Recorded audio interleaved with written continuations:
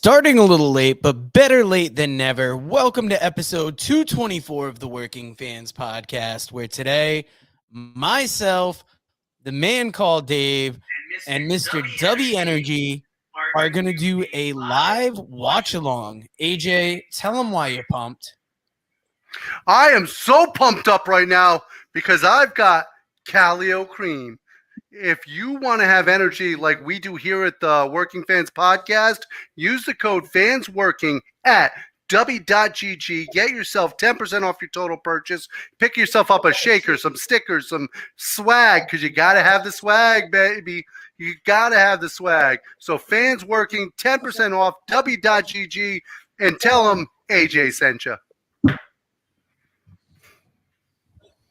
Well, that was a hell of an ad. And guys, we are doing our first live watch along. We have gone through a technical issue or two. So if this is not like our regular broadcast, bear with us and get fucked because we don't do this too often. And, you know, we're learning through the process. We're all in the same house. We're in the same house. Oh, and if we sound like shit or something, let us know in the comments. Thanks, guys. Thanks. Let us know. Now, guys, we already introduced the show. Now, what to expect from this live watch along tonight? You're going to get live reactions to the matches. I've got some discussion questions about wrestling throughout the night, and I've also got some trivia sprinkled in there. But for matches tonight, let's go through the card. We've got the men's war game match with Cody, Seth Rollins, Sami Zayn, Randy Orton, Jey Uso versus Judgment Day with Drew McIntyre in there. We got the match that AJ is arguably most excited for, the women's championship match. I've got the old graphic up here because it is now Dragon Lee versus Santos Escobar. You've got the women's war game match, and you have Gunther versus the Miz. Dave, starting off with you, what match do you think you're most excited for tonight? Miz versus Gunther. I think I heard somebody say I think it was on Post Wrestling, you can almost picture this match at like a Joey Janela spring break, where Joey Janela was taking on Marty Jannetty, or he brought back like Ricky Morton to wrestle PCO. You know, he would do those crazy matchups. And I feel like this is kind of one of those matchups because you got Miz, and Gunther talked about this in an actual interview he did with Chris Van Fleet, where he said, Miz is a guy who is a product of that system who's done really well for himself. And he's a guy that's cut his teeth, elsewhere. And he talks about openly that although a fan of WWE growing up, Miz during that time period, that was not the time period that Gunther was really following WWE. He was more into Japan, independence. And so it's a real clash of styles. But he says that, and I have no reason to believe him, that this is going to be excellent. And it's the one time, I said this on the podcast a week ago to AJ, it's the one time where I feel like I know what's going to happen in this match, but I feel like I'm so compelled by the styles of this match. You got to remember with Gunther, he had the opportunity to actually grow up on different independents than we do. When we think of the independents, we have a tendency of thinking about the American-based ones. Being from Germany, he had the opportunity to see like ICW from Scotland. He had a chance to see the festivals that come to Germany. He had a chance to he's very close still to Japan to be able to get the Japanese, New Japan Wrestling, and different styles from there. So he would have been born into a system that would have been completely different than what we grew up on with WCW and with WWE. Now, Dave, I got to step out for a second to grab a drink, but I want to drop one question on you tonight, and it's, arguably one of the bigger questions in wrestling. Do you think CM Punk is showing up? What are the chances? Carry the conversation for me while I step away. Okay, we'll do. Also, I didn't get to tell Joe, but I was working on this over here. I do have Rampage hooked up on my phone right now, too. So if something happens, first match going on there is Rocky Romero and Hook, by the way. But as far as the CM Punk question, go ahead. I thought you were suggesting you had Rampage Jackson on the phone, but hey, watching Rampage is okay also. Yes. And so I see CM Punk goes, AJ, I'll leave that to you. Do we see CM Punk tonight? No, absolutely not. No. I can't imagine we do. I did hear a great fan theory, which would be entertaining, that Nakamura's basically been very vocal about calling somebody out. Nakamura comes out tonight. Nakamura's like, where are you? I've called you out. You're not here. And then suddenly Adam Pearce comes out, let's say. He's like, hey, get out of the ring. We don't have a match for you.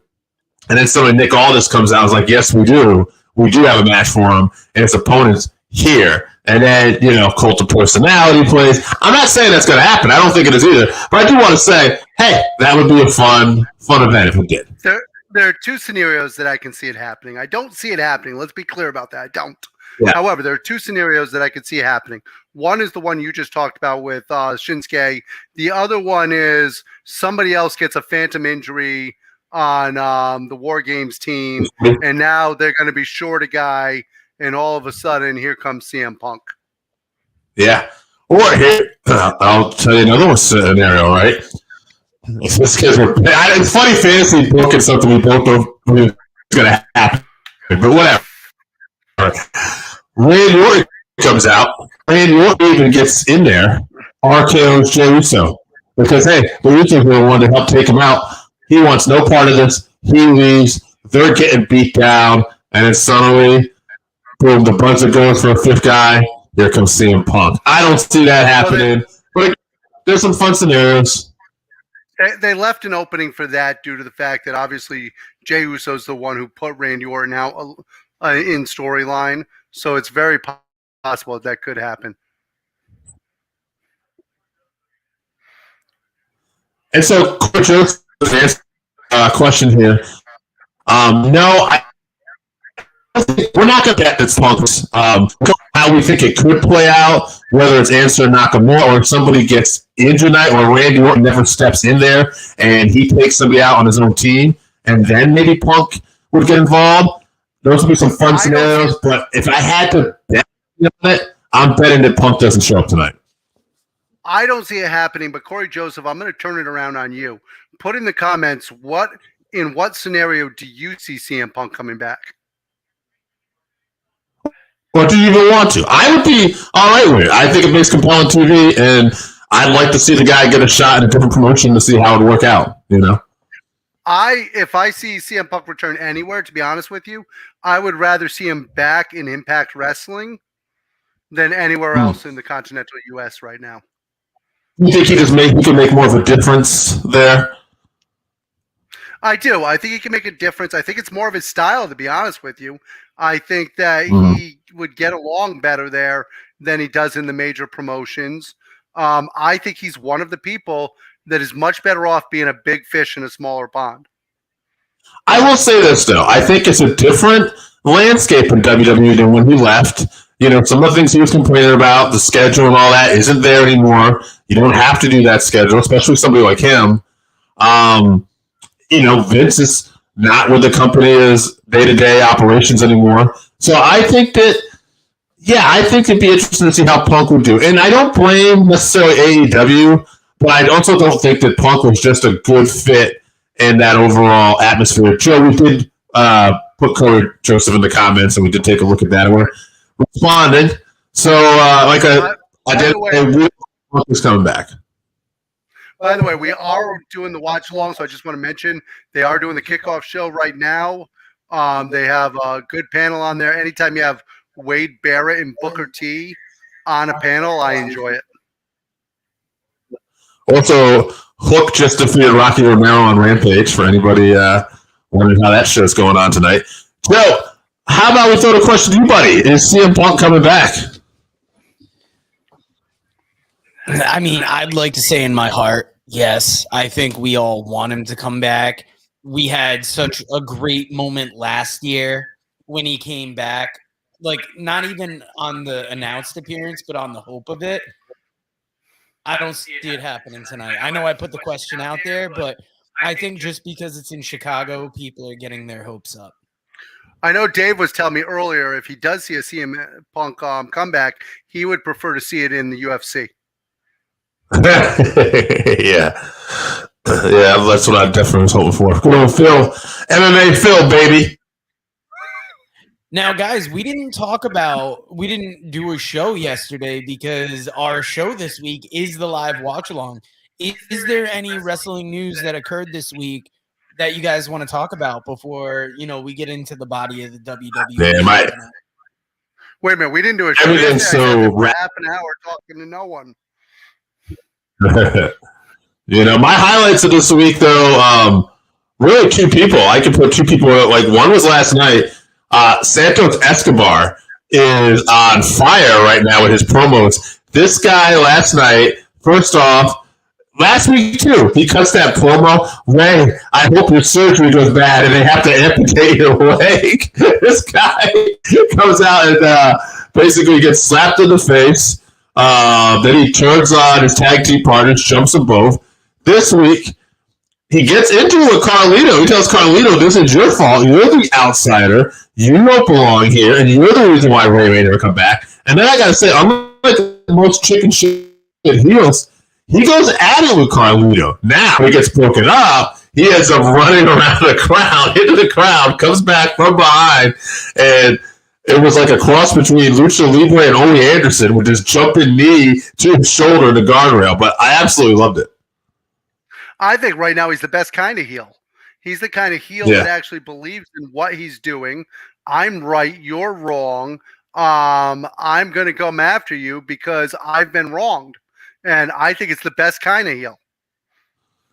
Yeah, I agree. And as far as any other things going on this week, we talked about it, but my other favorite thing was in AEW, Christian Cage as a heel, that stuff he was doing with Nick Wayne and Nick Wayne's mother in there. Luchasaurus, who's now going to be called Killswitch, where he dressed him down, told him to stop at. Like, my favorite part of that was when Nick Wayne, first off, was doing great as a chicken shit heel, just immediately gets down to his knee. And he's like, Nick, get up, Nick. Nick, get up.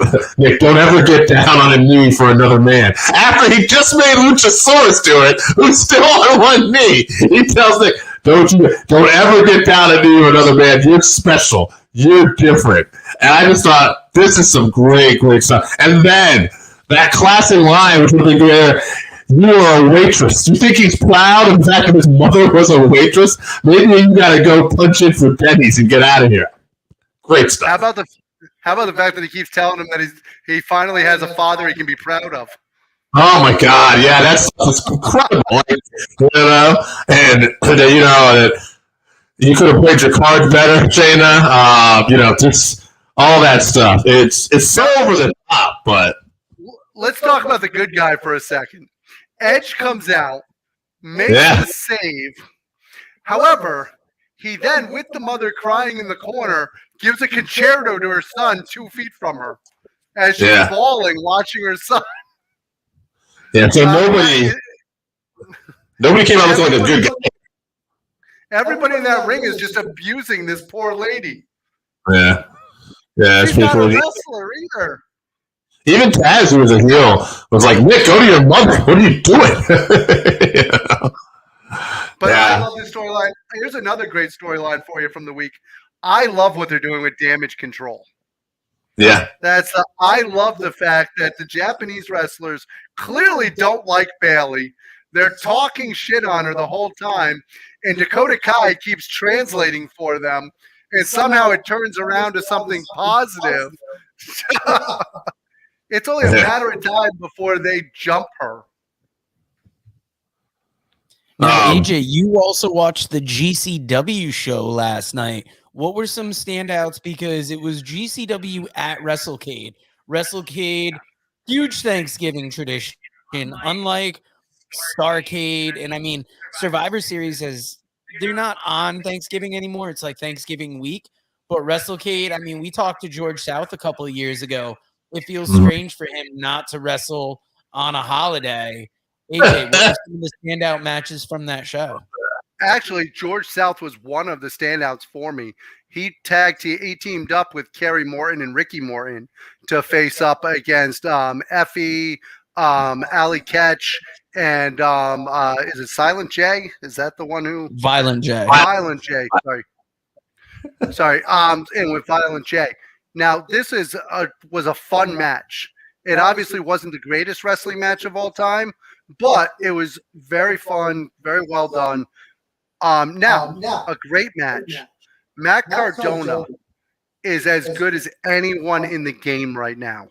The artist formerly known as Zack Ryder, he could wrestle anywhere and be a champion right now.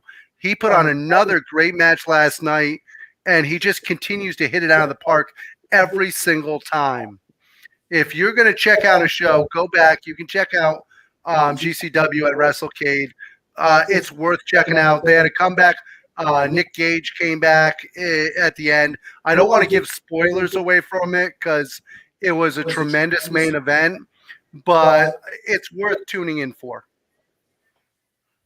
Yeah, you can either buy the pay-per-view on Fight or you get it on as part of Fight Plus.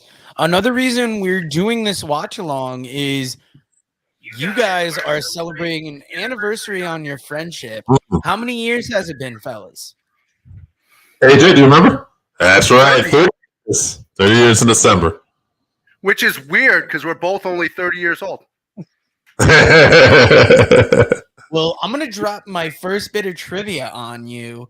And, we'll keep track as the night goes on. But who can answer first? What was the number one TV show 30 years ago in 1993? Oh, wow. Friends. So he's not. It's either Friends or Seinfeld. Ooh. 93. Well, Joe has not confirmed. Are you waiting for me to agree or disagree? I'm waiting for you to give an answer. Are you saying okay? You said you didn't answer first, so I thought if he answered correctly, he already got it. So that's what I'm wondering. Not from what I found. So I'm going to go with. I'm trying to think of other shows in that era. All right, I'll go with Frasier. It came up for me as 60 Minutes. Oh, okay. Interesting. How could 60 Minutes be the number one show? I don't know, it's a Saturday night time slot. It was kind of like a news magazine type show. I guess I could I know what 60 Minutes is. I Googled it, so it could have been something different, but we're gonna get more questions from 93. We're gonna get questions from 87 when the Survivor Series debuted. Now, AJ, this week you came out as being against traditional Survivor Series matches. That might have even been 2 weeks ago. Dave, where are you with the traditional Survivor Series match? In the middle. I like them enough, but I think the company has evolved for them. I would not mind still having one or two, but I would not want to ever do a whole card of just Survivor Series tag matches anymore. See, I miss that type of Survivor Series where it was the teams of 5 strive to survive type deal, and it was the whole card just because it gave it something different. But it's nice how they've mixed things in, especially now with how we're getting War Games mixed in there. And it seems like War Games is the new Survivor Series tradition.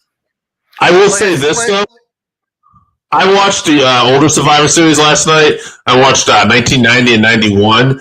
And one thing I do miss is those graphics in the beginning where Vince McMahon is in there, Marion's like, it's a Survivor Series. We're Team 5 to survive. Who will be the ultimate survivor? I love that stuff. That stuff is amazing. I was having trouble sleeping last night, so I put on the Survivor Series from 1989, and it just put me right out. So it's great. That was not considered one of the better.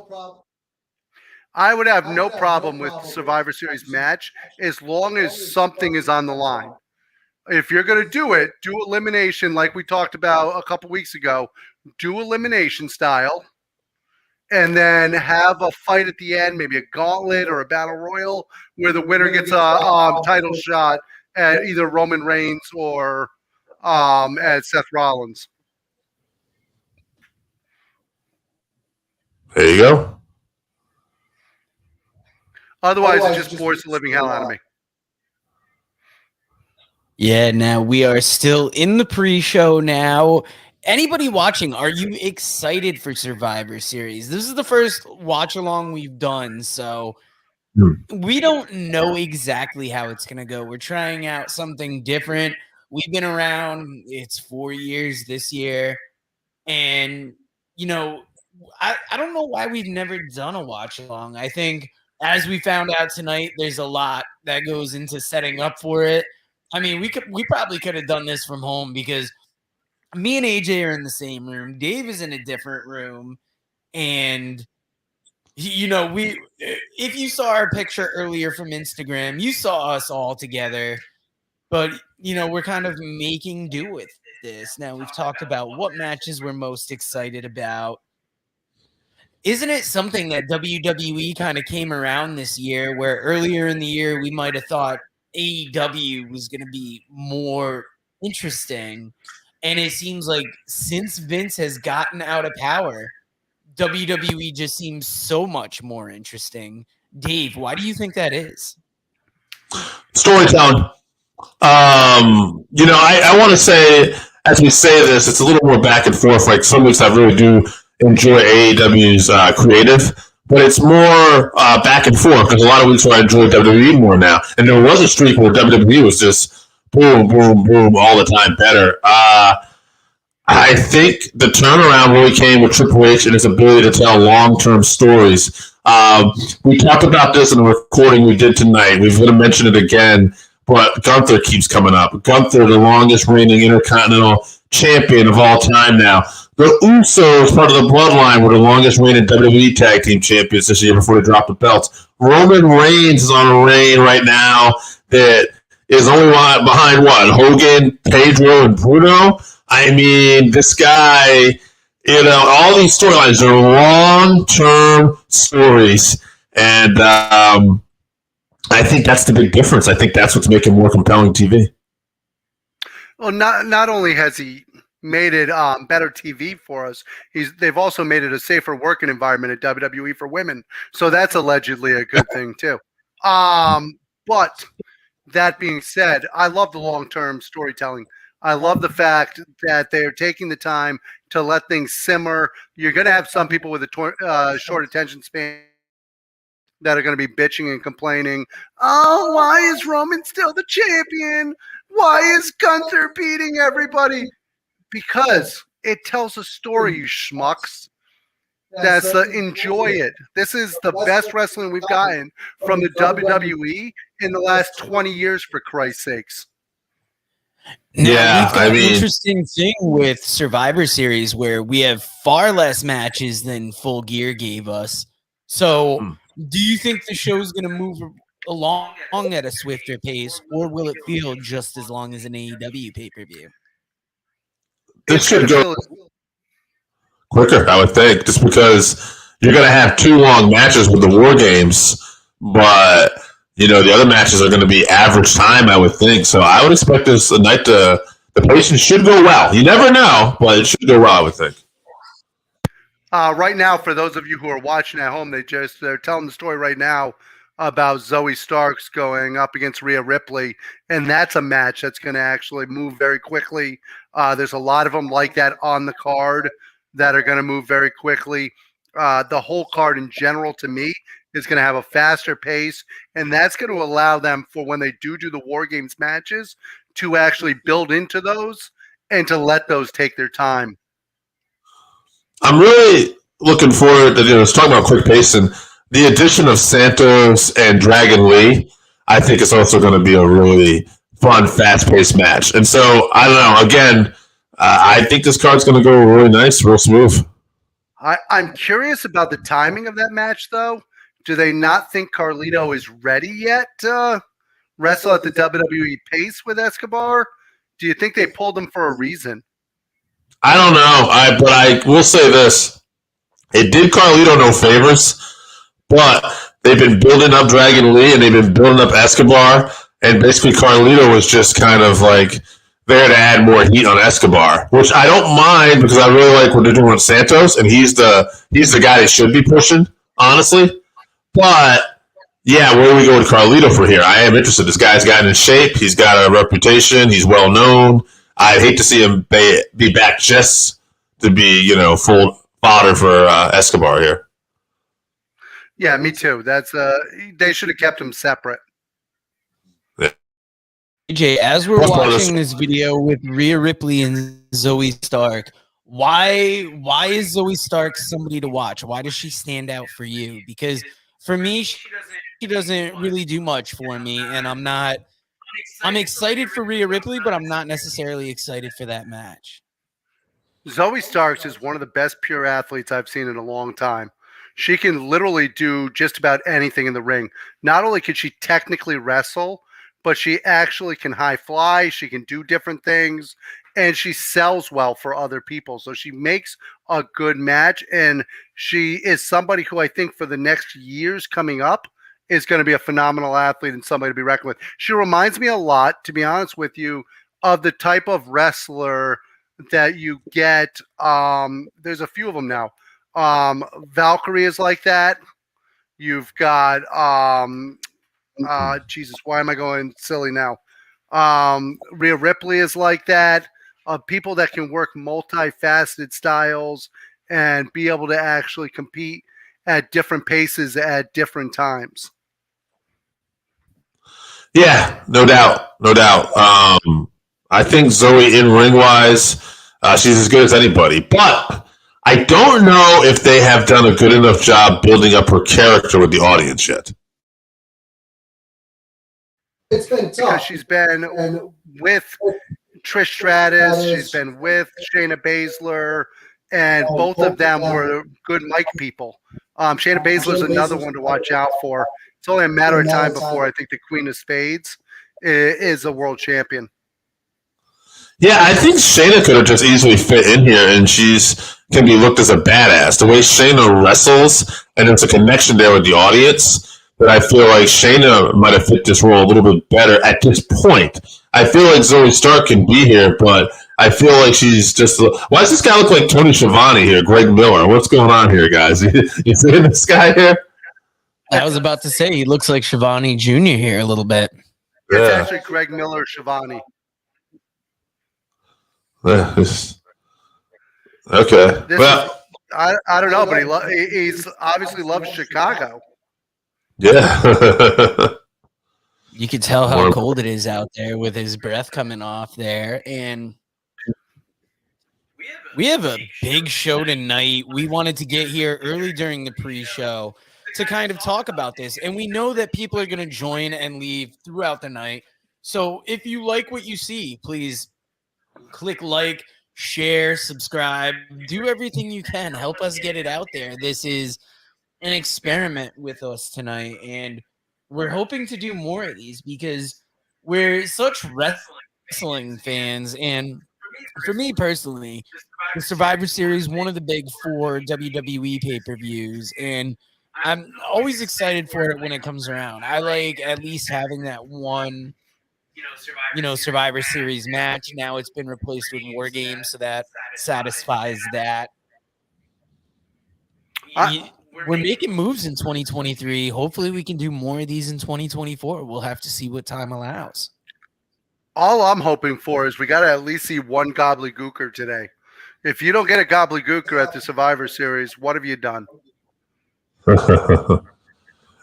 Also, like I said, I've been checking out Rampage and stuff while we're doing this here. We got Danny Garcia talking about a big match tonight. He's got Collision with Claudio.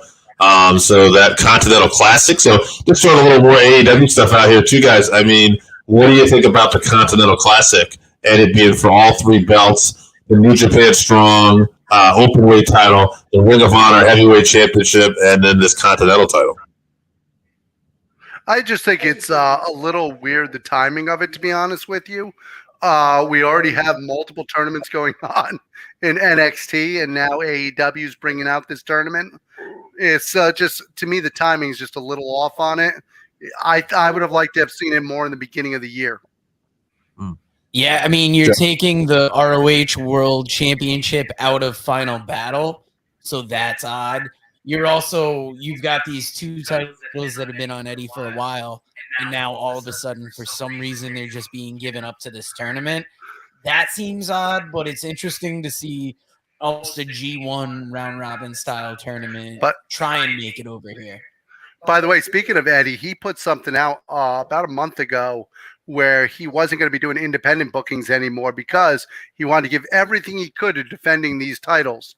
Now, a month later after doing that, Tony Khan has said, you know what? Screw it. We're going to take these belts off you after he's told people, hey, don't book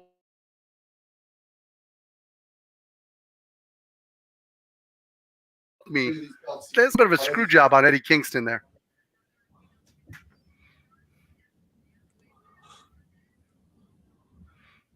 Yeah, 100%. That's one. So I think that this is going to be a fun show tonight. Is there a match that you're looking forward to on the show, guys? I think for me, it's men's war games. It's hard to top that. And especially with the team they put together. I mean, it's all stars. It's going to be hard. Oh, we got a comment here. Let's go on. Let's check this out. Sorry, it's going to be a little odd. Ooh, we got Randy Osga popping up in the comments here. Any surprises tonight? Well, we said already we didn't think CM Punk was going to be there tonight, so it's kind of hard to say if we'll get any other surprises. I'd like to think we'll get something going on here, but honestly, if it's not Punk, we know Randy Orton's going to be there now. What other surprises could there be? I mean, if they had kept maybe, I would call Dragon Lee a surprise since that was announced last night. I mean, is there gonna be any pop-up surprises tonight? Maybe a women's comeback. I don't know. I think the surprise is gonna be something that we most likely don't see. Right. Because I feel like the only surprise on the table is Punk. It will be interesting to see if there is any big surprises tonight. I think we were talking about before, too, what matches are we looking forward to the most tonight. Joe, you had said the men's war games. I had mentioned this yesterday in a group chat.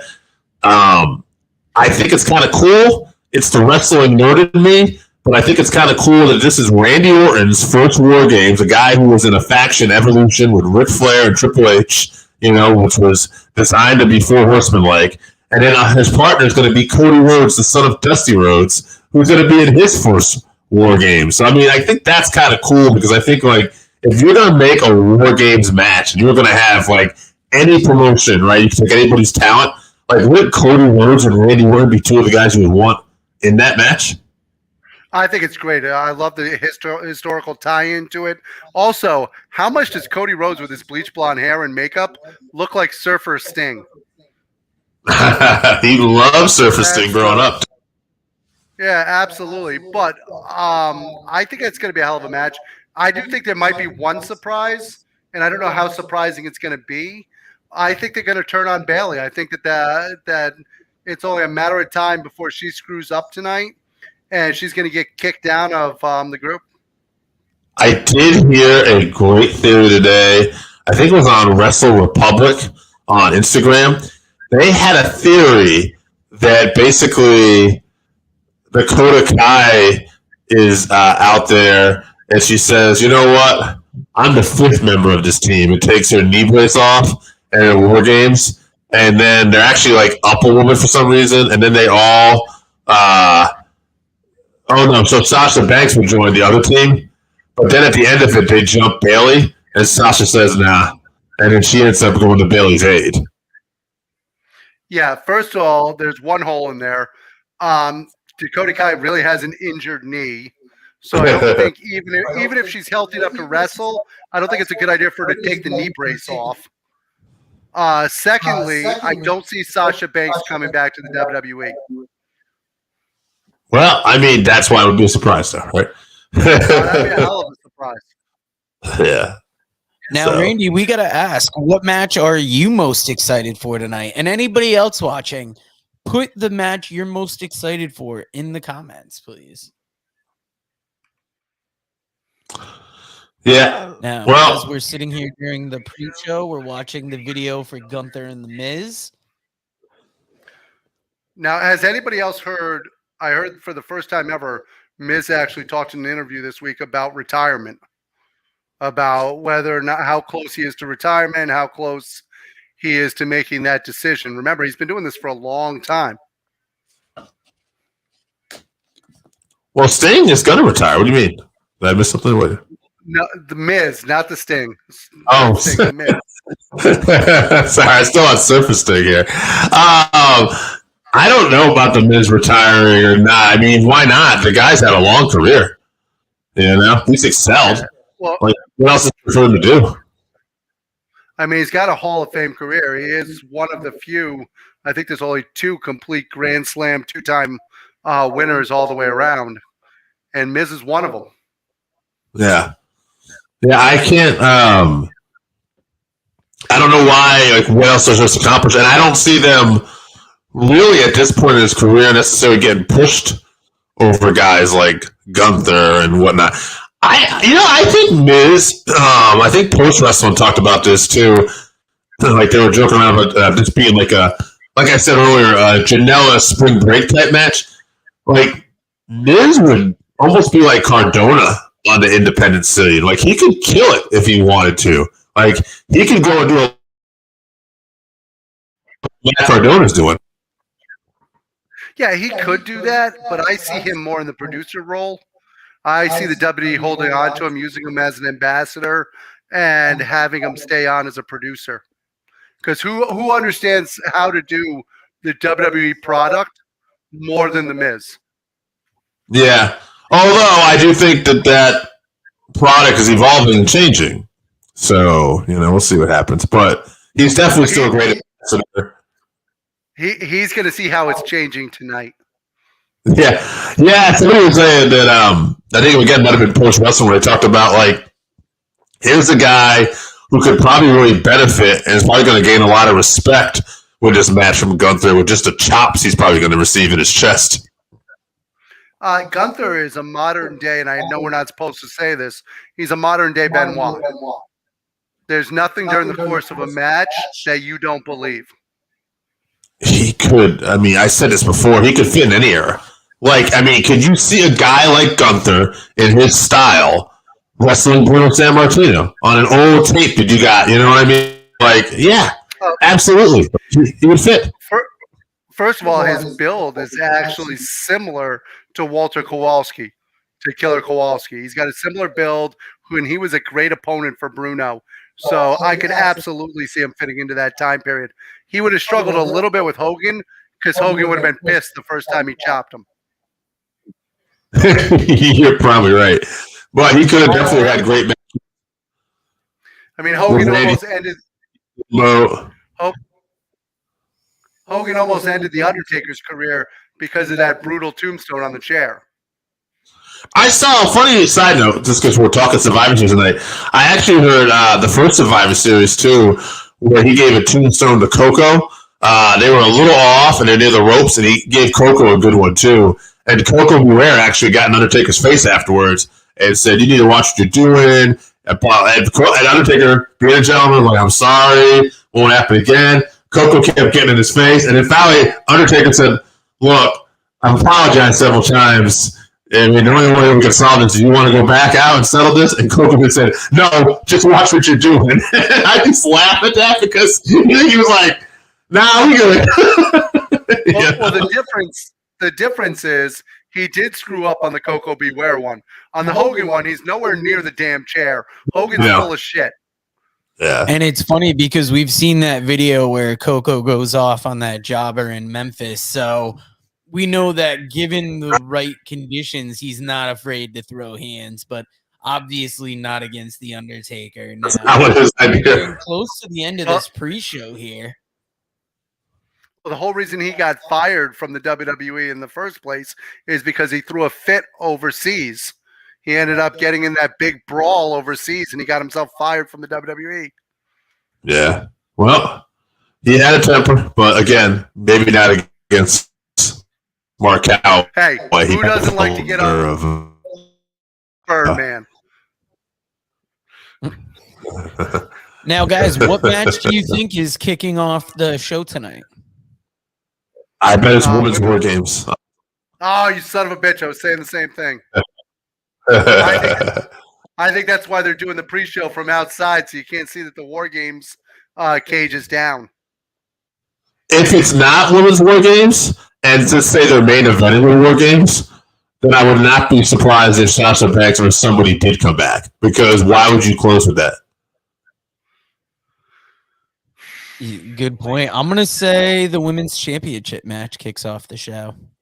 I'll tell you what, I'll throw one other one out there, even though I think Women's War Games. If it's not that, I'll go with Dragon Lee, Santos Escobar.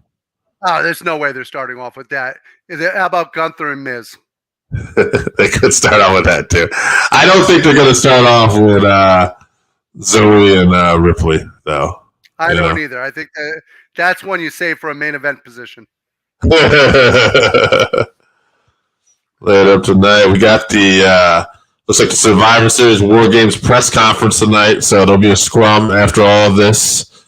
There's a we will not be doing a live watch along of the scrum. No, we will not. There will be a Ring of Honor Pure Rules match going on right now, by the way, too.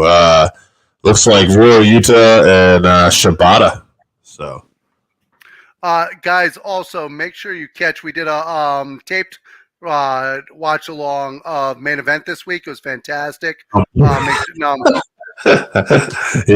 check that out. That's coming in soon. Looks like we got the. We're going to have the advantage here. We're about to find out who has the advantage in the women's match because, as we noted earlier, me and Joe were talking, they decided in a match with the men, but the women will be decided on the pre-shows in a vote sponsored by Ruffles Potato Chips. And I just want to give props to Kayla Braxton. She looks fantastic as always. Yeah, also, like I'm saying, real awesome that we're deciding to vote for this by we're deciding who gets the advantage by a vote. Nothing says we respect our women's wrestlers like having people vote over Ruffles potato chips. Yes. What the hell is this? Got to get those sponsorships in there. But also shout out to Paul Rosenberg, who has a new podcast with Michelle Beadle. I believe it's called Over the Top, where it's a news show, but they do Royal Rumble rules. So 2 stories start out, and then each 90 minutes, a subject gets booted, another subject comes in, and then you see what survives as the top one. I haven't listened to it yet, but it's been dropped. I believe it dropped this week. They've been advertising it, and just shout out to another podcaster doing it out there. I was going to subscribe to that, but I thought it was about arm wrestling. And this Paul Rosenberg you talked about, is he related to Peter Rosenberg, who's out there now with the? Oh, that is Peter Rosenberg. Paul Rosenberg is Eminem's manager. Okay. It's his little brother. It's his little brother. He has a lot more hair. I like how they're passing around the Ruffles. Do you have the volume up? Are they loving the Ruffles? Are they talking about the Ruffles? Right now, I'm sitting up. They're talking about the War Games rules. So, you know. My favorite potato chips, little known fact, and I don't have them often anymore, is the sour cream and cheddar Ruffles. Isn't that the one Booker's got right there? That is the one that Booker has. Yeah. This is kind of maddening. I can't believe they're letting them eat on camera. Like, we had enough production mistakes. It's like, let's get eating done and then start recording. Like, WWE, bigger animal, though. They can get it done like this. Do what you want. You got professionals here like Paul Rosenberg's brother. We got Booker T, Stu Bennett. I'm pretty sure Booker T's gonna finish off that bag. He's going to town on that. Have they decided an advantage yet? Booker T don't give a the bottom line. Let me tell you something. Booker T is the guy that when he started broadcasting, you know how JR has that story about wear dark clothes because, you know, in case you have an accident? Booker T, no one ever told him. He just got up and left. They were on a pay-per-view. He just walked and went out to the bathroom and then came back. They're like, what are you doing? I gotta go piss. Actually, Booker right now is telling a great story about how Dusty was a mentor of his and Yeah. how he would tell him all about the War Games and how these ladies are going to put on a spectacular match. Well, he's talking about Dusty, and I'm talking about if we need to take piss breaks, you are going to see our screen close, and we're going to disappear for an undetermined amount of time. And it's going to be a 4-hour pay-per-view, so people are going to pop out here and there. But, we're going to be bringing you the action. And now that since this is our first watch-along, maybe we'll do half the pre-show the next time, because I feel like we're just digging for things to talk about before this event starts. The good news is we've only got 10 minutes till the event starts, and I brought a safety in case I've got to go. I'm in the same room as you, so I'm terrified if we use that back. Good gentlemen. We can remove you and bring you back. If all of a sudden that easy. If all of a sudden you see a really weird look on producer Joe's face.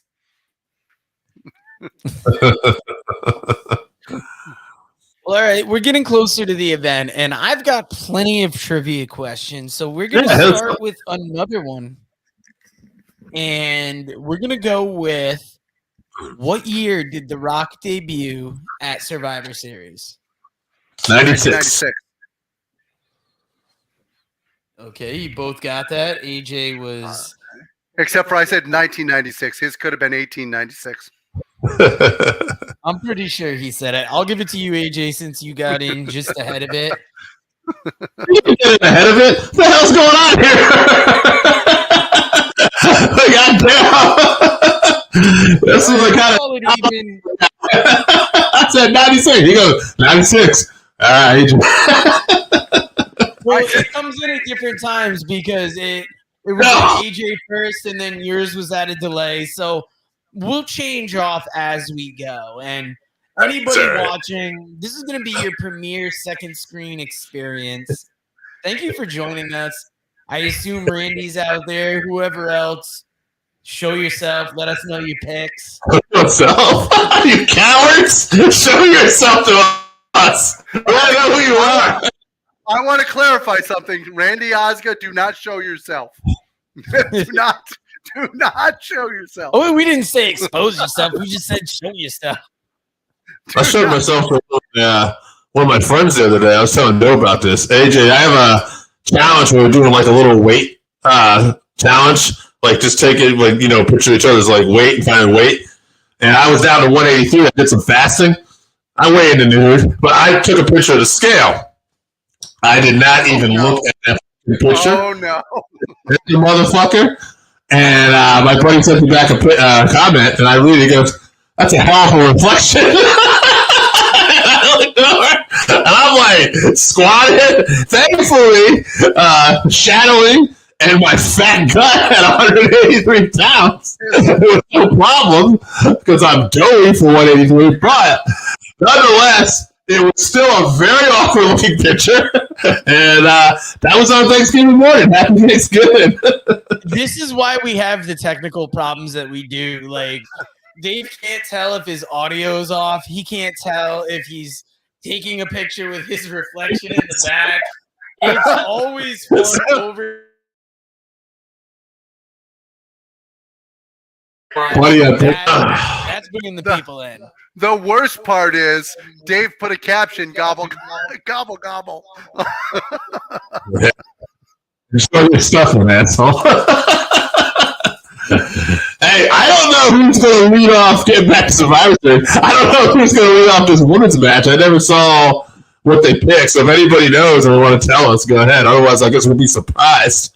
Because I'm thinking we missed it. Yeah, it's hard to tell. We've got now we are both watching this, but we've got the volume turned way down because since we're doing the live watch along, we want to have as few audio problems as possible. You can already hear a bit of an echo, but it's hard to tell from these captions kind of who won it, especially since, it AJ, you were paying attention to it pretty much the whole time. I It's did hard not to see keep up with. anything in the closed caption about who was going first.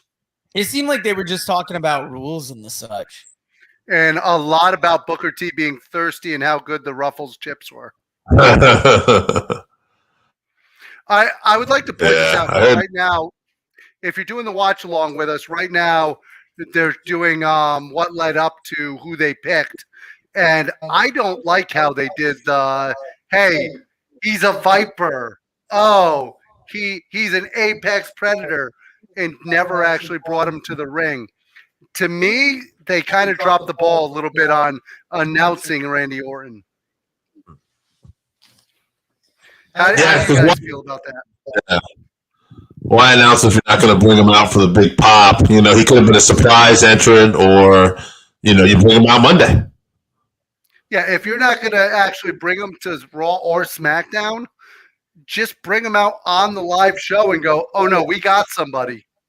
Right. Yeah. All right, guys, we got about 4 minutes till the pay-per-view starts. It is still Thanksgiving week. Do you want to just drop a couple things that you're thankful for? Yeah, man.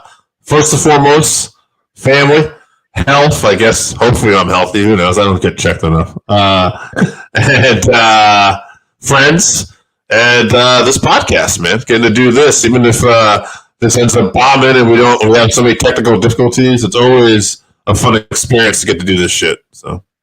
I have a phrase that I coined that you guys are welcome to use. I call it "framly." It's friends that you've turned into family. I'm very thankful for the friends. Those who know me know that I did not grow up in a close family. However, I have a lot of friends that I've been blessed to make through the years who I very much consider to be like family. You guys obviously are among them. Although after 30 years, let's face it, Dave's grading on me. But I am very thankful for that. I'm thankful for my amazing daughter. I am very blessed to have her in my life, and then very blessed for obviously my wife, who puts up with my insane behavior. Frankly, I'm surprised Dave isn't in Bermuda with the rest of your family on vacation. Oh yeah, for those wondering, I sent the whole family to Bermuda. Yeah. GP, baby. I'm also thankful for family, friends, having a good support system.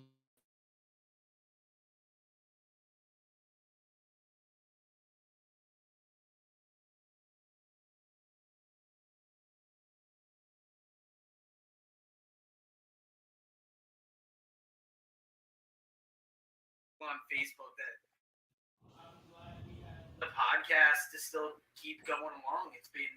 It's been 4 years.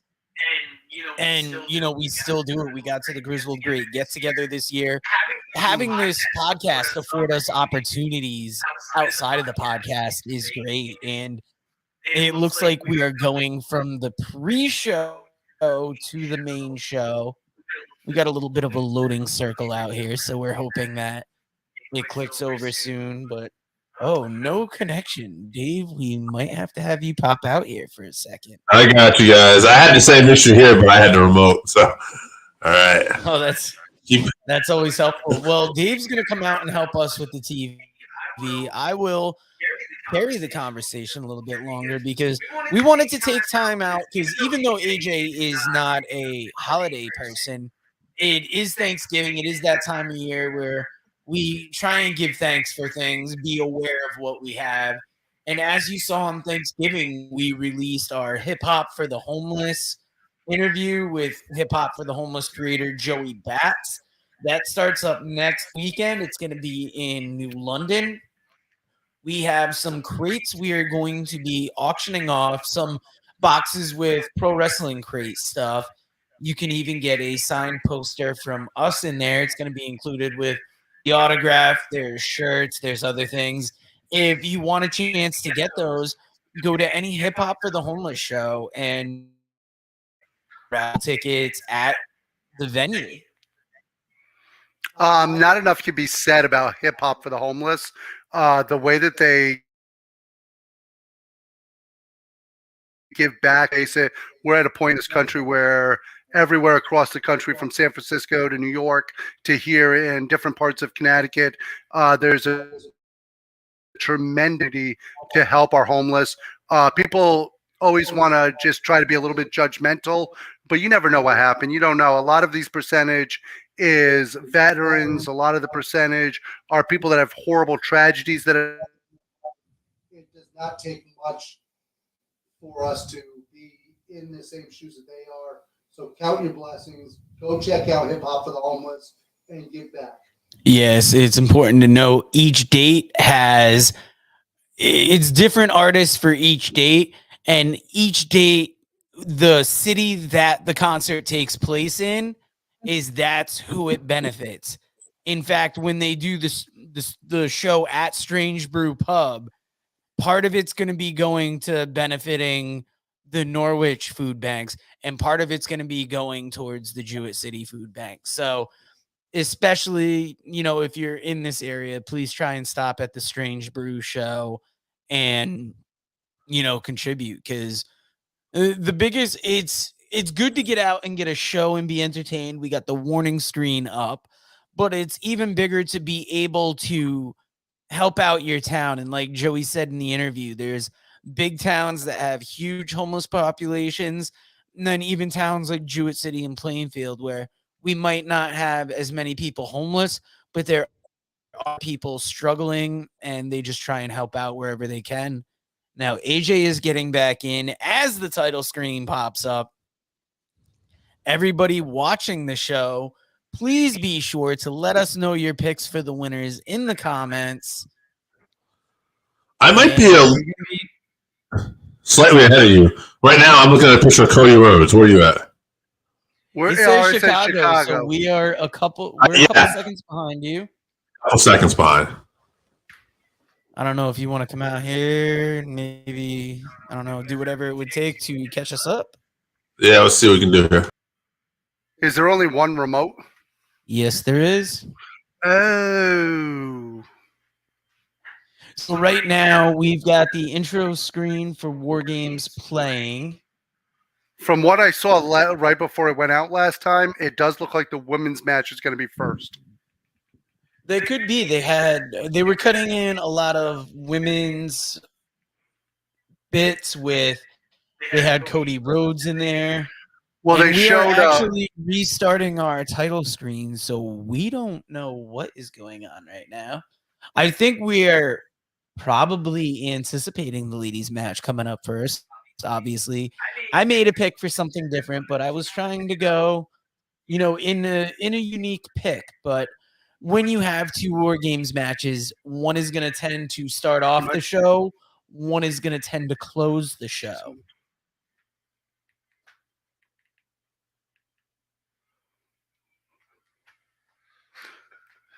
I was just fast forwarding in case it was. No, it's just they showed that in the trailer, I think, but no, it's just All right. Well, Dave is heading back to the room. I believe we are caught up. And let's see. The WWE always does good with their production, and the videos that they use to kick off shows are always eye-catching. It's something that I like when an event starts with something like this, because it almost sets the table for what's going to come. I can see AJ studying the screen, trying to figure out what they're selling us here. It almost looks, could it be the men's War Game? We're getting equal parts men's and women's War Game match featured. right. They're going back and forth. Are we rewinding it now? Yep, and let's see. We're about to go to the arena. I'm predicting fireworks. Credit One Bank. Okay. Does anybody out there have the Credit One WWE card in their wallet? No. Yeah, let us know. If you just got out of college and you need a first card, go for the WWE card. Why not? Yeah. Now, guys, I am going to have a discussion topic during each match, just to talk while there is downtime. They are at the sold out All-State Arena in Chicago. Here you go, folks. Everybody's been waiting. CM Punk. CM Punk. Are the chants already there? I don't know. They're not picking that up on closed caption. We got Ruffles, though.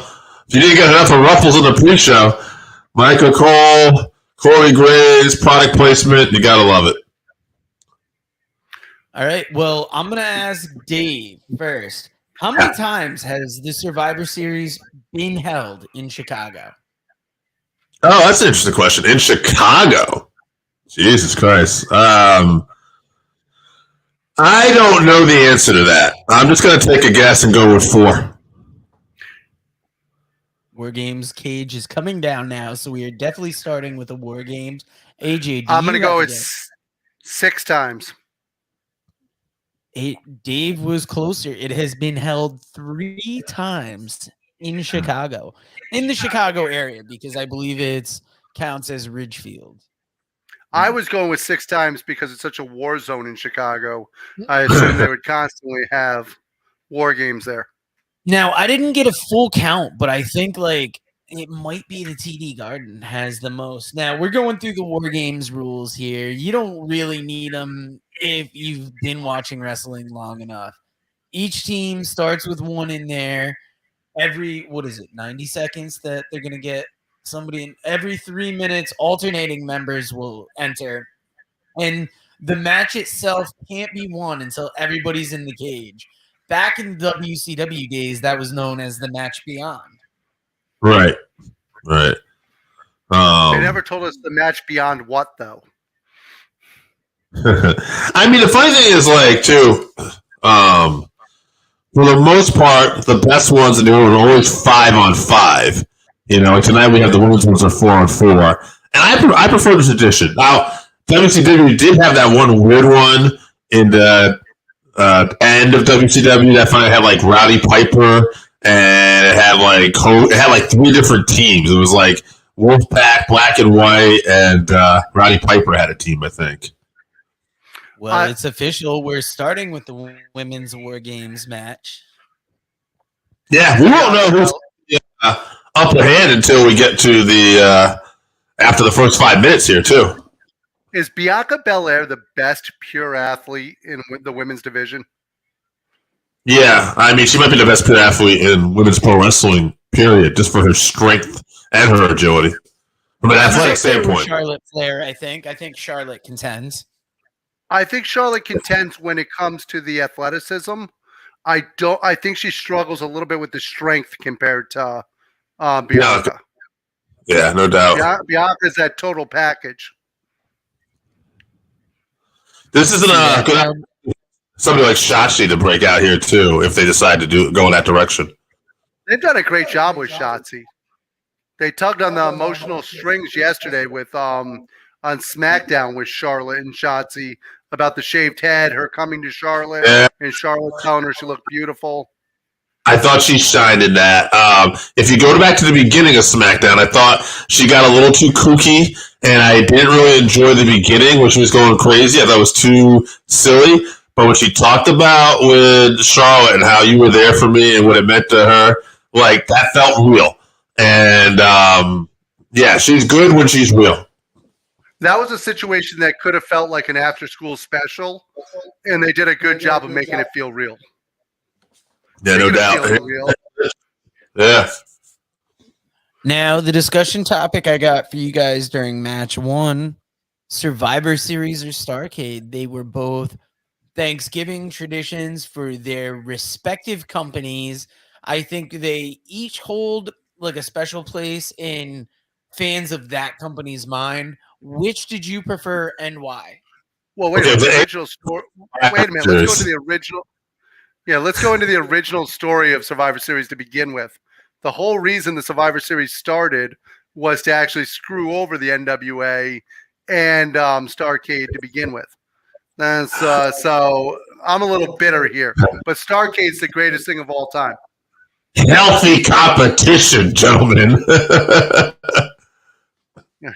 Hold on a second. It's not competition when you tell the cable companies, hey, if you carry Starrcade on yours, we're not going to give you WrestleMania. Right. Yeah, no doubt. there was some bullshit going on around that time. I will say this. That's tough. I prefer. I didn't have a preference between those two events, honestly. But I look back. I think some of the better moments and the better matches were at Starrcades. As a fan, right? Like, I mean, Flair and Vader. You know, Sting and Hogan, just because of the build-up to that. I think there were some really more epic encounters Starrcade. Now, that being said, you know, what was the better event? Survivor Series still going, so might be the more successful one at this point. I want to note right now, the Damage Control looks very cool. The way they're all coming out in the getup. Yeah, except for Bailey, who looks racist. They're all wearing kabuki type masks, or as Dusty Rhodes would have said, very kabuki-ish. And then you got Bailey, who looks a little odd in it, but I think that's done by design. Bailey's doing the accent as well. Yeah, that's great. Always a good idea to have a white woman doing an Asian accent. Although, in fairness, the WWE has never really been the pinnacle of awareness when it comes to different cultures. I am interested to see who starts this matchup for the heels here. So Becky is going to be starting. Who do you see leading? Bailey I guess Becky. off. Yeah. Big time Bex and Bailey. And then I got to imagine two better people. The funny thing is, go ahead. No, mine's just going to be a sidebar. So I don't know if you remember or not. Years ago, there was that little girl Izzy, who was a big fan of Bailey and would cry and get excited for Bailey all the time. She's actually wrestling now. She's wrestling on the independent. She was trained down in San Antonio, Texas, and she's doing a great job. If you get a chance, check her out on Instagram. She's got a great story there, and you can see how successful she's been. It's a nice little fairy tale ending. Absolutely. No, I was just going to say, it's usually the heels always have the advantage in War Games, and that's kind of what makes War Games, too, is the babyface has to battle from underneath. But there's no way that's going to happen here. I got to believe it was a fan vote. They're going to vote for the babyfaces, I would think. Yeah, because the votes always go exactly how they announce them, too. How many times they might have worked it? How many times have we seen fan votes where you don't see the person defending against the person you want? You don't see anything that makes sense whatsoever. Now, this is always an interesting part in the War Games matches because Arn Anderson, famous for starting the matches on his team. Becky coming out with some fire here, taking Bailey to all four corners. And against the cage a little bit. Honestly, if you're talking about each team, who you would want to send out there for like the complete wrestlers, Becky and Bailey, kind of hard to argue. I'll be honest with you. To me, Bailey is the women's version of The Miz. She does WWE wrestling really, really well. She's got her character down. She knows what she's doing. You're not going to get a 5-star match from her unless she's in there with somebody like Becky or Sasha or Charlotte or Bianca, but she's always going to be dependable. I think that's because later on in her career, she's become more character driven. I mean, if you look at that early stuff with her as a babyface against Sasha, she clearly more than carried her own in that time. Well, I think part of it's also injuries. She's had some injuries through the years. Sure. She's not built exactly the same as she was early in her career. No doubt. What I think is interesting is it seemed like coming out of COVID, she got a chance to develop her character more, her being Bailey. And that gave her a chance to kind of shine more than just being that almost naive babyface. And you see her here trading forearms with Becky, right? Almost in the middle of the ring. Yeah. Well, if you remember, when they first came up, when they first called up Sasha and Charlotte, these two were the ones that were left behind. And you could argue now that Becky Lynch, Big Time Bex, has surpassed everybody. And Bayley's obviously been a staple. Nice suplex out of the corner there from Becky. Bex knows what works. She doesn't go away from her game plan often. She uses a lot of those suplexes, a lot of the same. But these two are going to beat the crap out of each other. They're not holding back. And actually, guys, since we've got the ladies in the ring, I'm going to hit you with another trivia question because I don't know if either of you guys is going to get this. Let's find where the question ye is of little on the faith. list. That man on that screen right there, the man called Dave, is a wrestling god. All right, which of you guys wants first crack at this question? Oh, go get him, Dave. All right, I'll do it. What was the first year that a women's Survivor Series match was featured on the card? 87. You are correct. Okay. It's 87. All right, now I believe it was the Jumping Bomb Angels. Ooh, can you name who else was on that team with the Jumping Bomb Angels, AJ? I believe they were on the good guys' side. I'm going to go Leilani Kai and Wendy Richter. No, Leilani Kai, if I'm not mistaken, she was part of the Glamour Girls, right? Oh, yeah. Oh, yeah. She would have been on the heel team. Velvet McIntyre and Wendy Richter. Okay, Dave, do you have a guess for who else was on the team with the Jumping Bomb Angels? Rockin' Robin. Not a very deep women's roster at that point. No, that's the problem. I don't know if Wendy Richter was still there, but I don't think she was. I think I screwed that one up. Yeah. But it's hard to think because there were 5 teams, so it's kind of hard to me to picture 5 babyface women. The Jumping Bomb Angels, Rockin' Robin might have been there.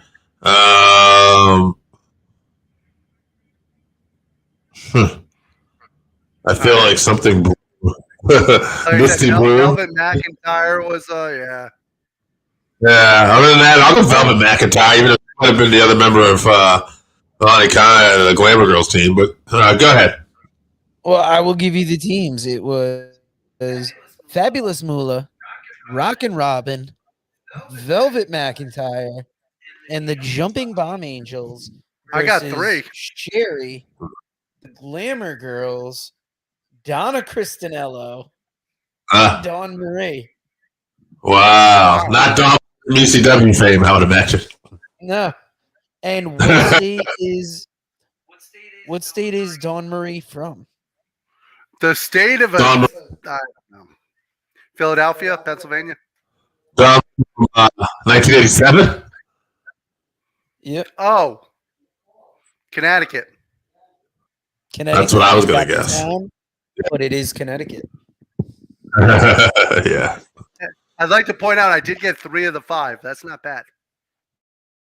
No, that's not bad. I was surprised that they had a ladies match featured so early. I would have thought it would have been like at least second or third year in. And it's especially surprising given how shallow their women's roster was at the time. It was quite so deep now that they could pick plenty of people for this. As you see Shotzi in the match now.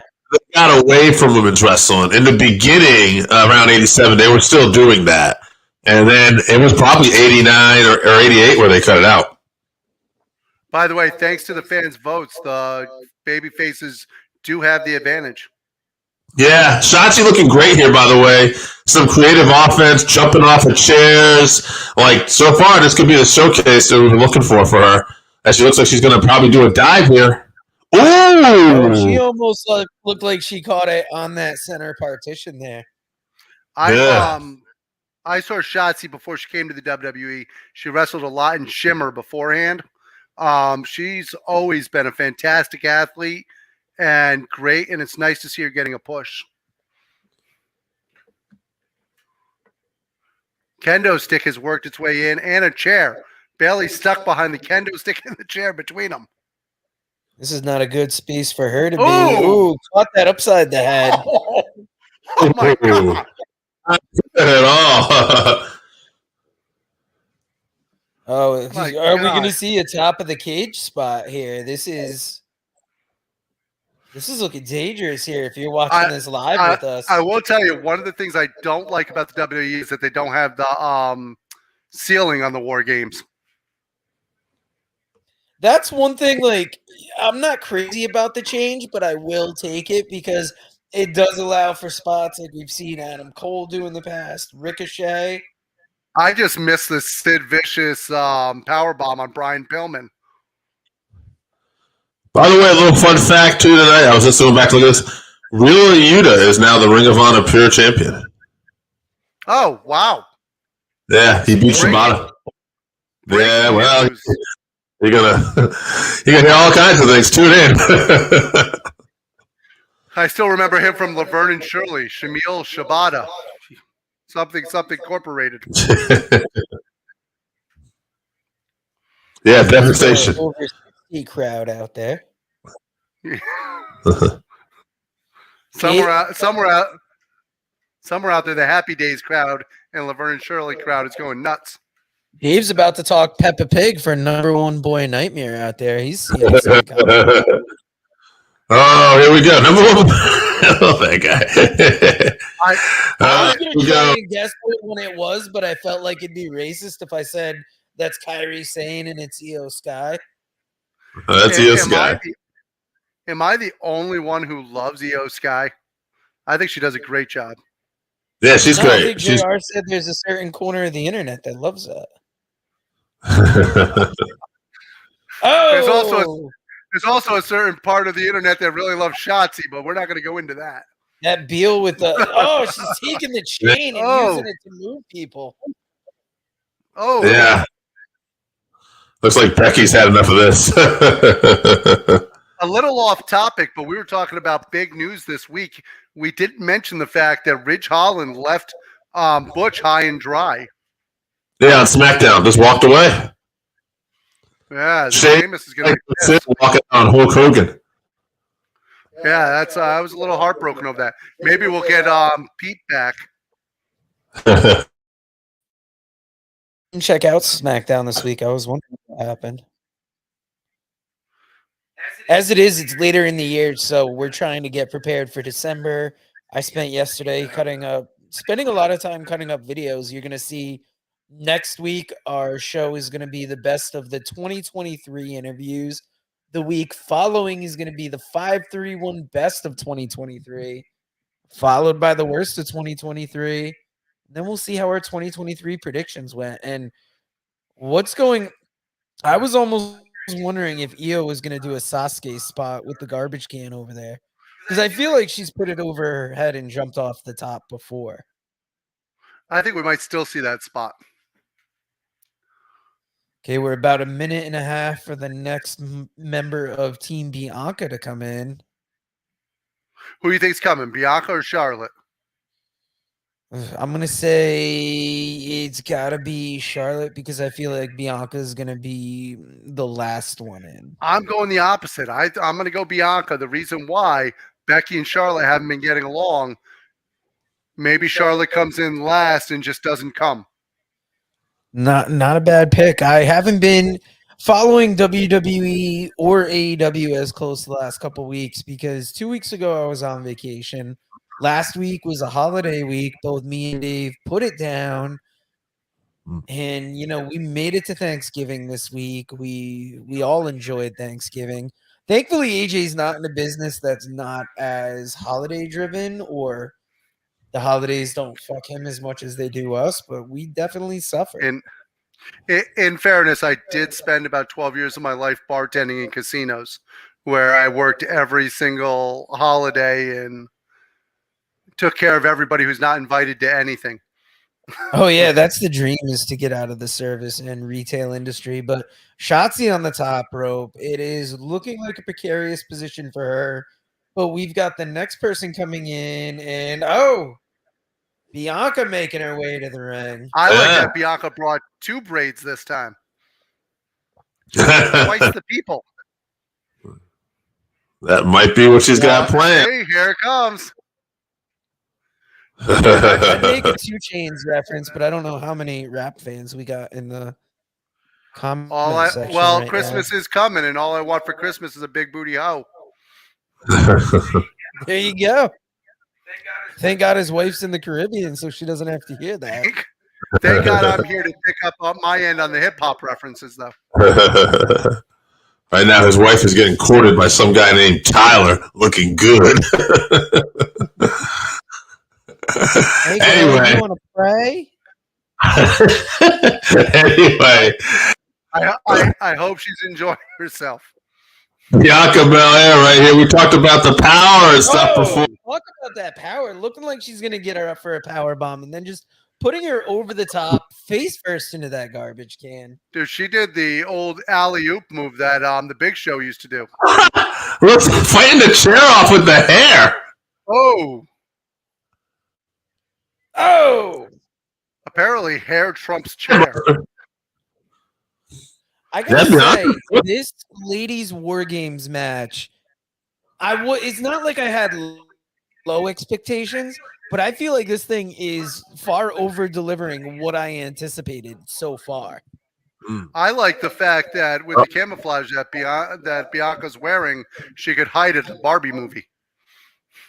Looks like those blades are going to be now get used against her here a little bit too. Oh no, she pulled it back together. Athleticism. Look at this. Suplex. I mean, this is like she did a young version female Steiner brother here. We're like flipping. We're throwing people around. Look at Shotzi and back here too.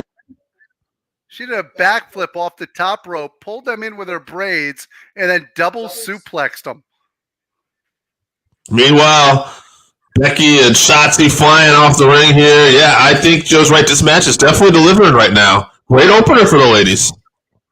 And I got to say, since this match is sponsored by Ruffles, what is your go-to chip and what is the corresponding dip with that chip?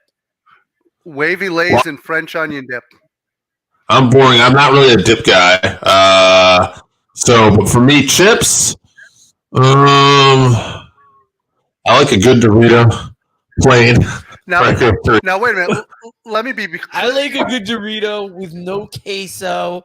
I'm with AJ. Like, give me a plain chip. Give me that French onion dip. Now, that being said, I make a great actual chili dip where I take chili, I put a block of cheese cut up into there. I take the cubes. I love that we're finding out about this chili dip now, and it's not like, let me bring it for the party. In fairness, I did bring a pizza, chicken, and brownies.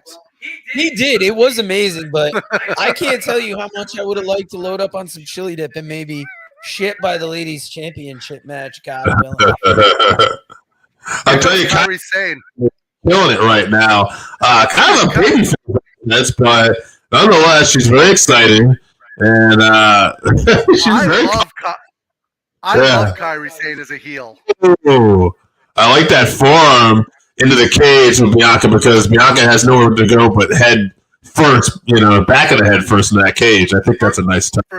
For somebody who's as small as Kairi Sane is, she delivers her moves with such violence, including her elbow. Her elbow looks like it hurts. So one thing I was watching earlier this year, we did a 2023 prediction video. Look at this. A little bit into January. And I had at the time found a supposed WrestleMania card, which was shit. But the amount of shit I got from you guys about Kairi Sane being talked about being back in the company You guys were skeptical because she was out of it then, but she recently got brought back. Oh, And I think God. it's just something funny to note that the pick was so far off back then. I would like to say we were right. She did not come back for WrestleMania. She didn't come back till Dubai. So, what about this elbow drop into all the chairs? dude, you can only do that with somebody her size. They literally threw her up in the air, and she did the pirate elbow down under the chairs. But luckily, pick one little complaint: she should have sold her elbow a little more there. Just saying, that's my opinion. yeah. If you hit your elbow down on, but look at the elbow pad she has in her elbow. Sure, great. Look at this press slam. Bianca again showing that power. Oh my God, Wow. Look at it. She didn't sell. She didn't sell the elbow, but how much did she sell that press slam? Oh, you love it. We got just about a minute till the last entry comes in. Oh, we got 2 entries coming in. We have Charlotte coming in still, and we got Asuka. Remember, the heels are coming in last this time.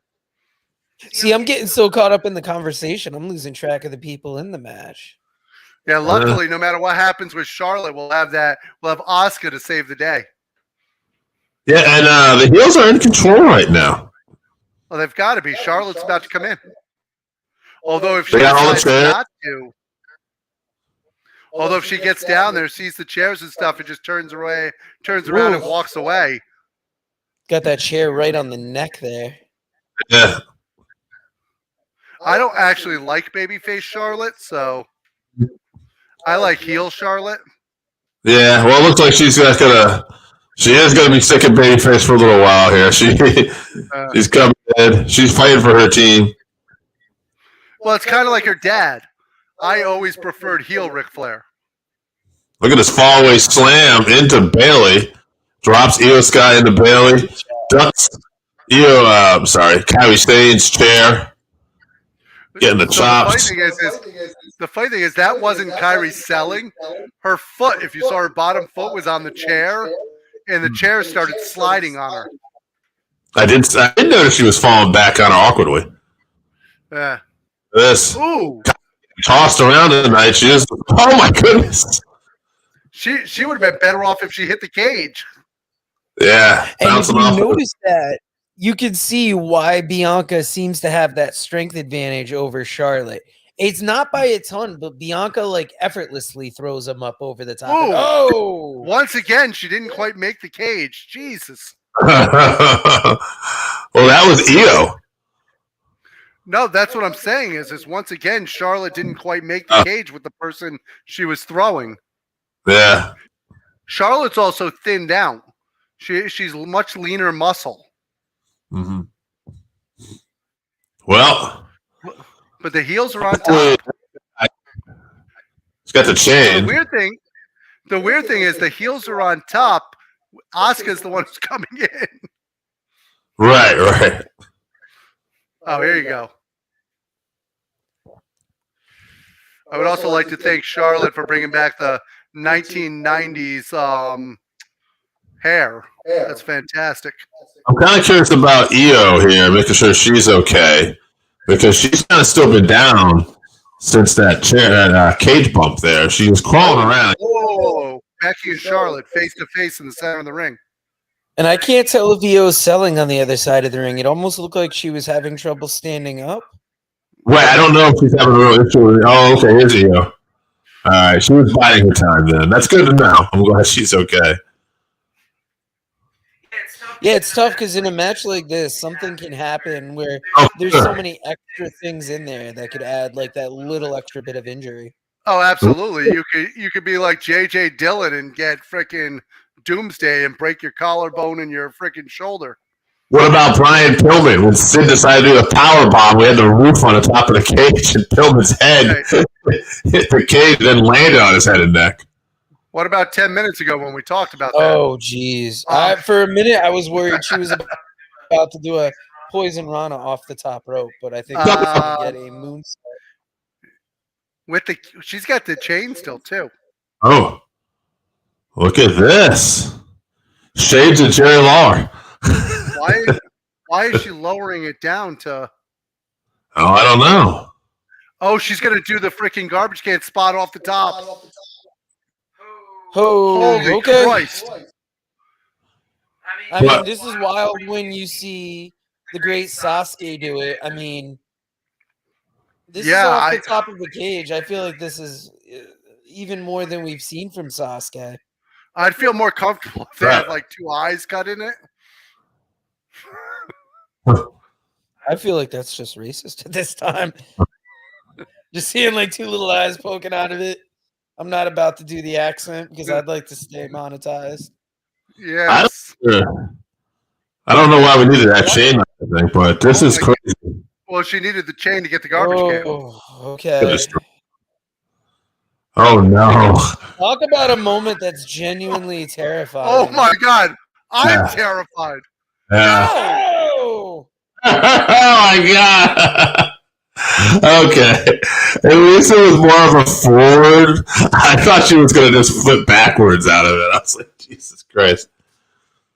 What a sight, though, nonetheless. Asuka's coming into a hell of an environment.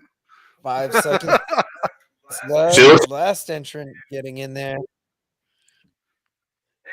Hey, let's. If anybody watching has any predictions for who's going to win this, drop it in the comment section before Asuka gets in that cage. Let's see who could win this. Well, the funny thing is, none of them look ready for Asuka.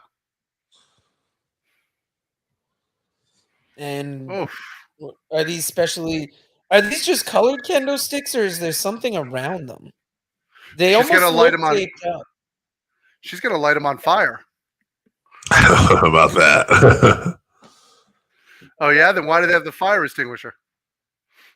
I don't know. I don't see them lighting it on fire. I mean, if they do, then the main event's got a hell of a place that it could possibly go. Yeah. They're bringing the extinguisher into the cage now. This is definitely interesting. Yeah, I don't know what they're setting up. Yeah, I'm a little concerned about this. It is interesting that those sticks all have blue around them. Could this be color coordinated? Yeah. Oh my God, they're going to all start beating Bailey. Oh, that would be interesting. They're going to treat her like a... Oh.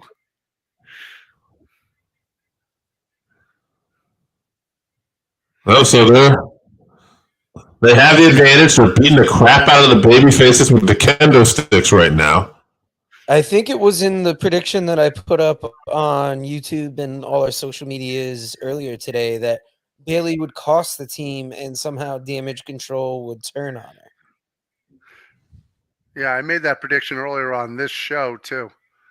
But looks like they're tying up Becky and Bianca with a chain.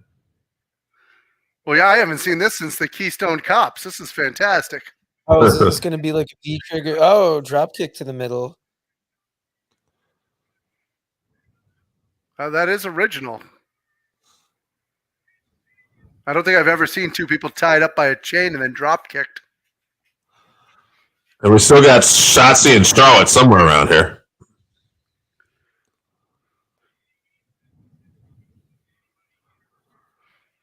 Ooh, what are they saying? Yeah, we got. Looks like they're putting a trash can on Becky. Oh Jesus! Is it going to be a hip attack? Oh no! Oh, jumping! Here comes Shotzi.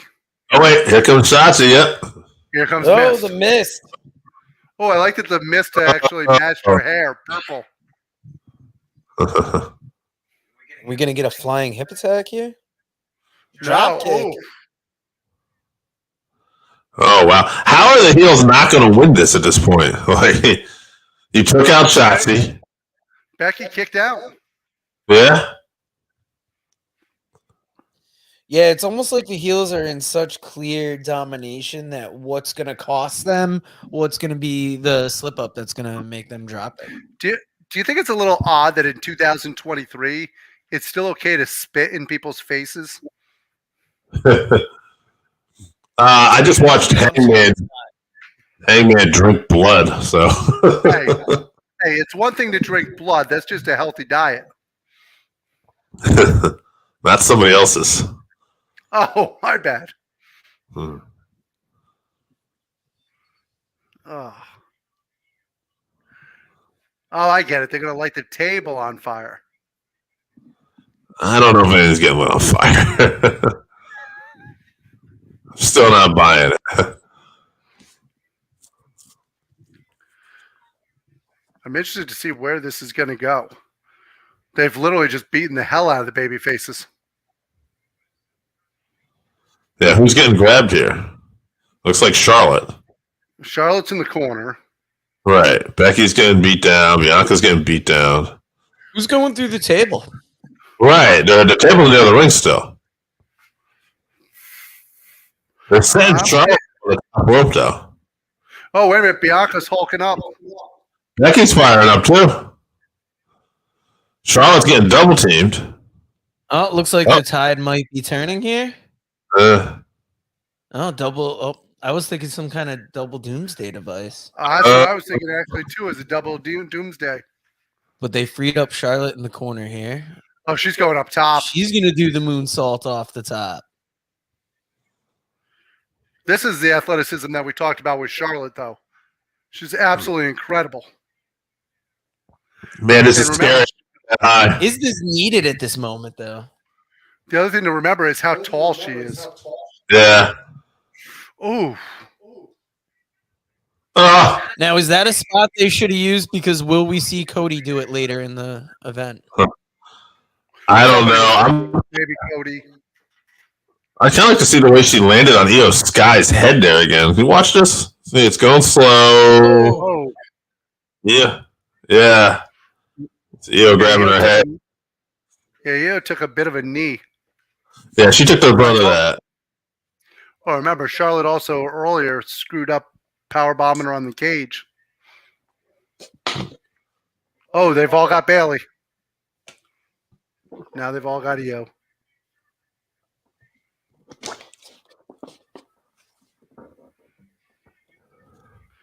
Wow. So that's been a fun match, though. Yeah, we're doing like 42 minutes, and it doesn't really feel like it. Oh. Does anybody get folded up like Kyrie does? Yeah. Yeah, she's doing great. In the short time she's been back, everything she's doing is great. Uh-oh.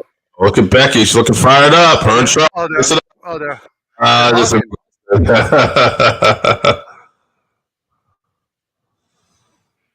Yeah, I don't like this. That's taking too long. Getting rolled up. Almost feels like we're moving towards the finish here. Armor and the figure 8. Yeah, but look where they're going. Look at Kyrie Sane.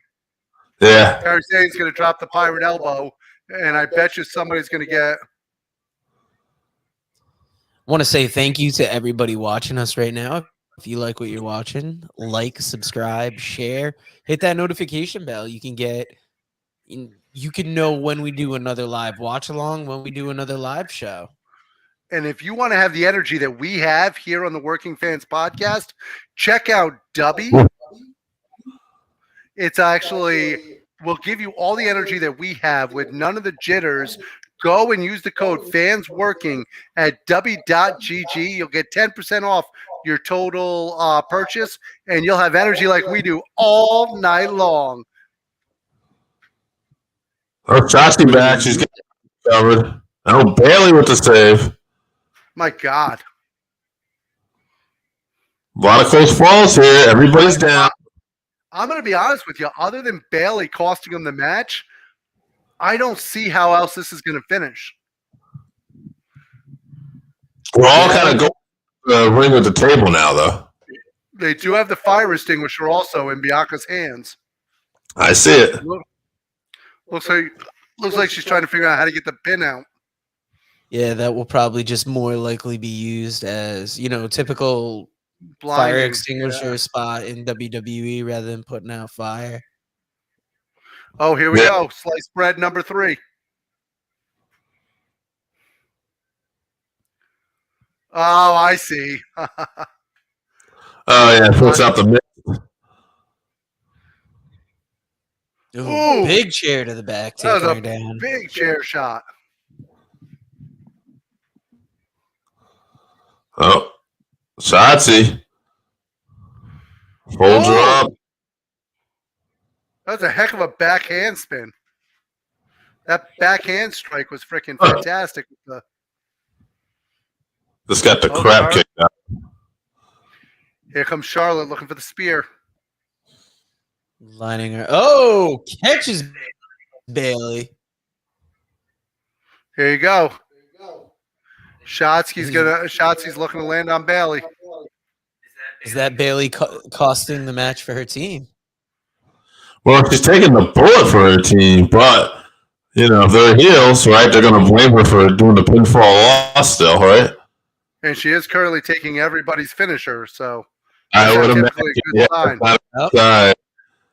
I feel like we got the end in sight here.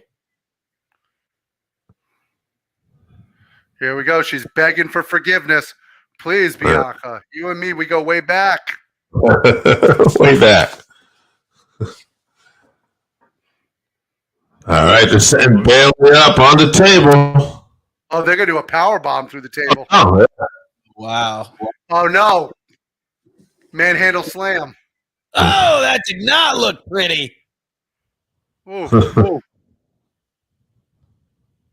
And the pin. Oh, my God. Baby faces get it done.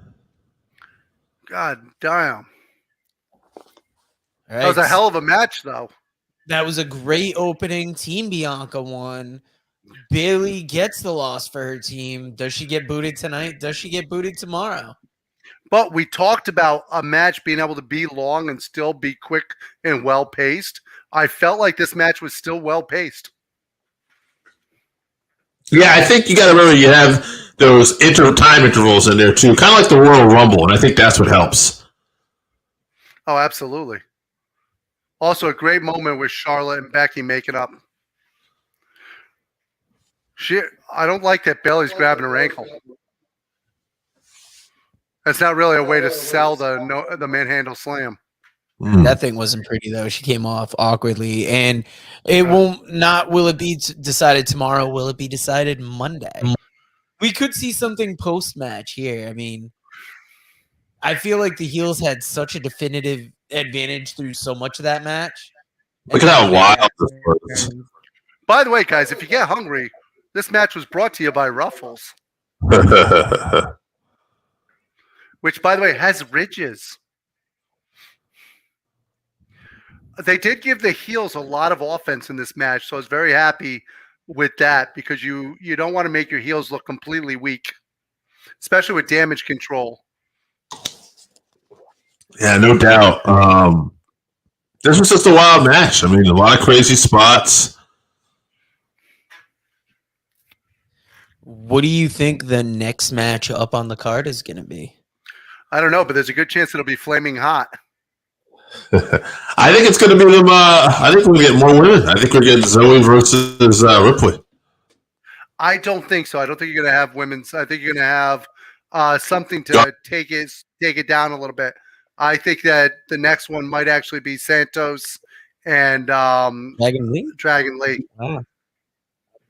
You could do that, or you could do Gunther and Miz, because if you need someone to slow it down and then bring them back, does anybody do that better than Gunther matches, right? Yeah, and nobody slows them down like the Miz. Yeah, I was thinking Gunther Miz would be like a nice, Gunther said, comfortable match. By the way, Becky. Gunther had said they interviewed it. Becky came down right on that yellow boot. Yeah. So I was going to say, Gunther said, I thought this was very interesting, just because we have that match coming up. One of the things he likes when a crowd is actually quiet in the beginning.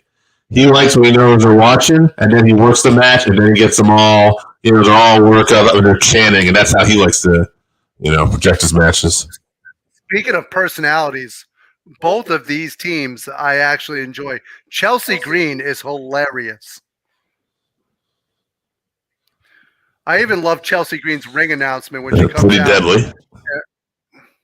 Oh, there you go. All the comedy acts in one shot. All eating ruffles. Now, what were you telling me the other day? That Maxine's only had like 3 actual matches. Only like 3. Oof. She only looks like she's had 1. I don't know. I think she's doing fine. Like, she's doing a couple big spots here. Oh, Mr. Hard Truth. I might be a little ahead of you guys here again. You are a little ahead of us because we did not see our truth when you said that. I mean, this is where an R-Truth segment would be, if anything, right? Right. We haven't seen him in a while. But he's been out injured. It's good to see him back. Is it me or does he still look the same age? He does not. He does not age. He literally still looks like he's in TNA defending the NWA championship.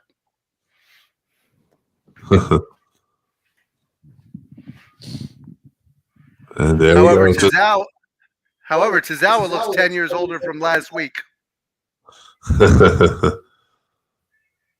Oh, he's so filthy. I love it. January 27th, baby, Royal Rumble. I think I'm just a couple seconds ahead of you guys. I keep talking about this stuff. But. Yeah, we're just getting it now. Let's see. Wait a minute. Are you picking Tozawa? To win the Royal Rumble? It's his time. My man's nasty. Did you hear? It is something to note that the Royal Rumble is the next premium live event from the WWE after this. Live from Tampa Bay. Yeah. December, we're getting off. All right, now that we got some downtime between matches, I think it's time for another trivia question. And who would like to get first crack at this one? Come on, AJ. I have to place my bets on DraftKings after, but let's do this. All right, so going back, we're going to go to the first Survivor Series, happened in 1987. What was the number 1 TV show in 1987? 1987. Cheers. Ooh. Dave. All right. I'll go with 87. If it's 60 minutes again. I'm going to go with The Cosby Show. Oh, that's a good one. Dave is correct. Oh! Pudding pop. That's a good one. Just for that, you get a pudding pop. Who knows if you'll stay awake after it, though? We got Sammy in the back right now. Yeah. This has been an interesting storyline throughout the year that it's cool to see it go into Survivor Series. At the start of the year, we thought it was going to be a bloodline year. And while they did do great most of the year, I mean, they're still going strong in individual stories now. Guys, I'm good at reading lips. There's breaking news here. Randy Orton's still not in the building. Yeah, and Jay and are concerned about this because they're talking about they're the ones that took him out about 2 years ago. Yeah, so I just want to say, yeet. You got to wonder, are they purposely fueling this CM Punk conjecture? I think something like this would almost like kind of feed. Here's a chance for me to talk about something. War Pigs by Black Sabbath. Great that they used it. One of my all-time favorite bands. And this is a song. Paranoid is a great album. It's almost all hits, everything you'd be familiar with. But it's great to see War Pigs being used for this event. And this event, the next matchup, Gunther versus The Miz. This was a very good pick because like you guys said, this is going to slow down the pace. It's going to be a very methodical thing in the ring, and a great styles clash. This is one of the matches we've been most excited for, and it's great to see the matchup. It is great to see this match. I do want to mention something real quick, and Dave will remember this. You talked about Black Sabbath. Black Sabbath has a history in wrestling. The Road Warriors, when they first came out, when they were part of the Legion of Doom, not just called the Legion of Doom, part of the Legion of Doom, they used to come out to Iron Man by Black Sabbath. And that was one of the first things that attracted me to wrestling, was them coming to the ring and that bum, bum, bum, bum. That was what drew you into them as a team. Yeah. This is not an official trivia question, but do either of you, can you guess Black Sabbath's name before it was changed to Black Sabbath? It's something very basic. White Passover. Nope. Very basic, you said, huh?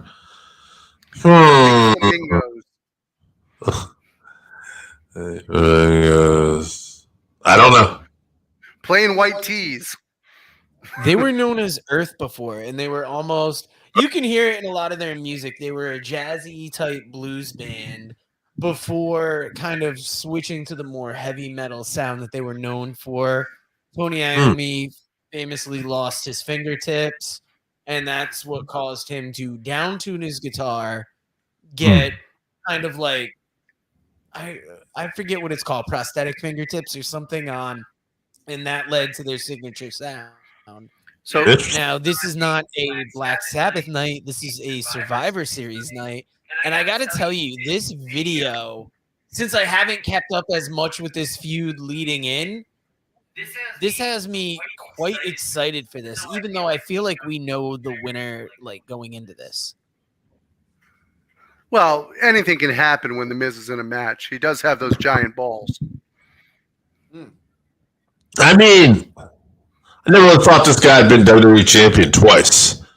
You know, so you never really know. But, yeah, I don't think it would be great. This promo right here, too, that Gunther cut on Miz, where he talks about, Miz talks about, being a superstar and everything he did, and Gunther talks to them about being a little weirdo growing up, Mike, weirdo Mizanin, and how you never fit in, and you're just like all these other weirdo pro wrestling fans, and hit a little close to home, didn't it? It was great. How many of us are so weird at different times, wrestling fans? And Gunther just laid that shit in there, and then Gunther. Said you got bullied when you got here, and I don't quite frankly think you've been bullied enough. I'm going to bully you some more. I loved it. I thought it was great. Yeah, I still remember when Dave told one of our friends, he's like, yeah, I came out of the closet. He's like, oh, you're gay? He said, no, I'm a wrestling fan. Yeah. Because that's how it felt when we were kids. It literally felt like we were like locked away in the closet. Like if we told anybody, hey, I love professional wrestling, you'd always get the, oh, that fake shit or... No, it's fake. I would argue, even as an adult, saying that you have a wrestling podcast, what I hear a lot is I used to watch that, but then I will get countless questions about wrestling, whether it's classic stuff that they remember or, stuff that they've seen now. So I think wrestling still has a weird stigma to it. Yeah, people don't really give me a hard time. I'm 6'3", 300 pounds. Most people just look at me and go, oh, that's cool. He's getting... Well, I think it's also something too. I mean, how often will you tend to bring up wrestling around just like average people when it's not in the conversation? You don't. That's it'd be like if you were one of those freaks that like Star Wars. Love Star Wars. Mandalorian was great, by the way. Check it out. Hey, I will say, too, when people ask me to do a podcast, it used to be easy. It was like, oh, yeah, we do comedy. Pro wrestling. Now it's like, well, we're comedy. By the way, pro wrestling? coming out in the new year, you can check out the Working Fan Star Wars podcast. I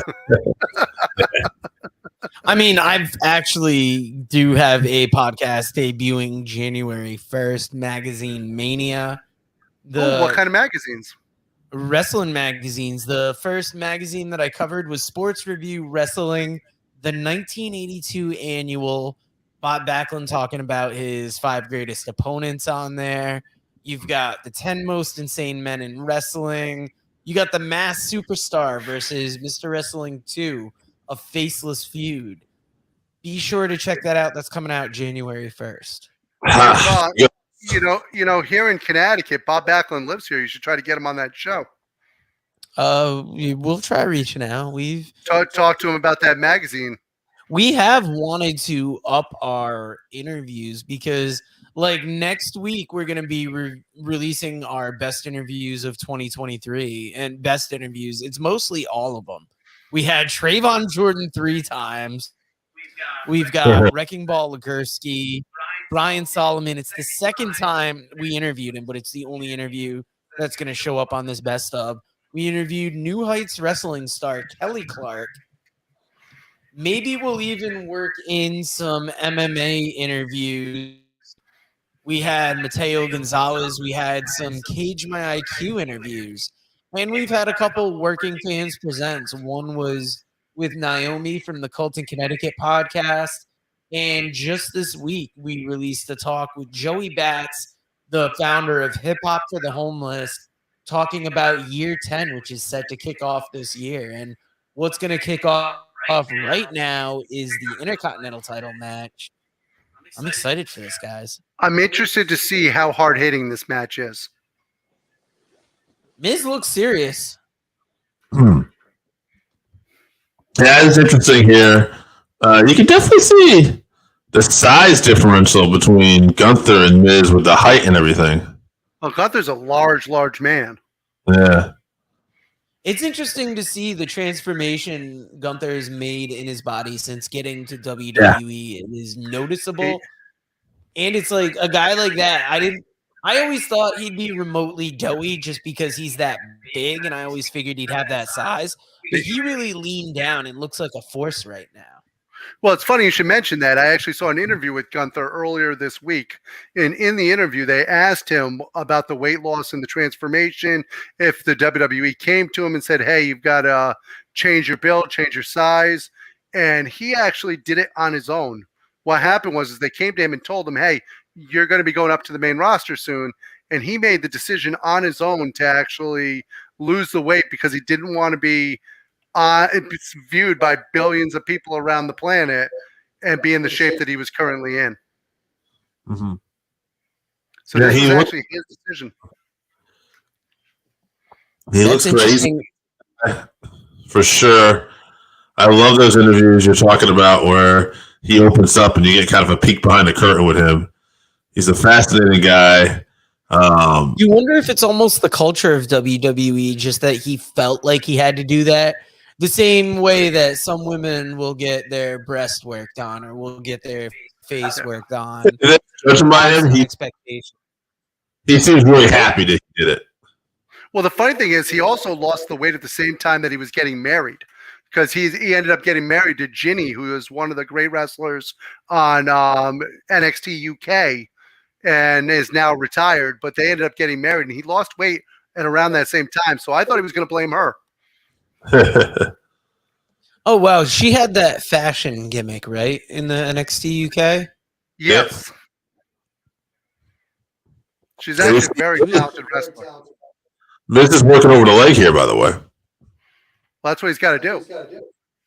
If you've got a size difference like that, like Gorilla Monsoon used to say, we're all the same size down on the mat.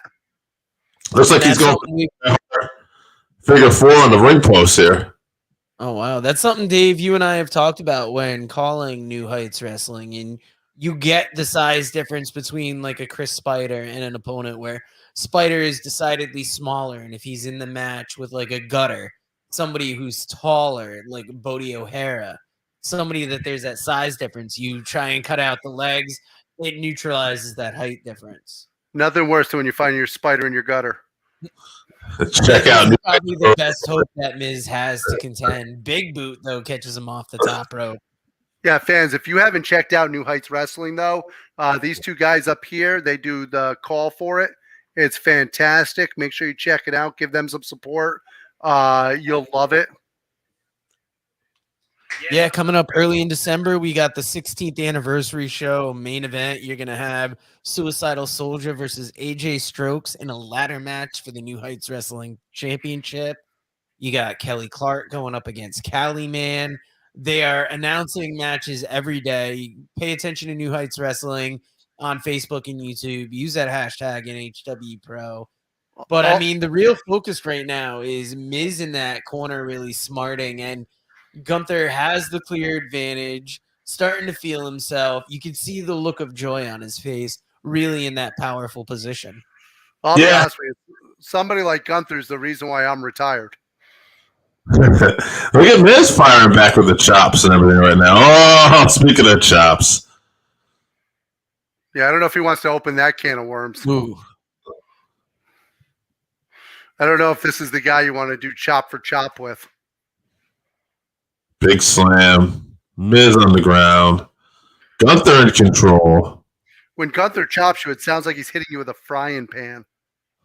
Yeah, everything's physical. Everything's loud. Kicking you, chopping you, the pushing on the head. Everything just looks like it's aggressive and it hurts. There's nothing that Gunther does that looks like he's phoning it in. Yeah, we've got the volume turned down, and I can still hear it through the closed captioning.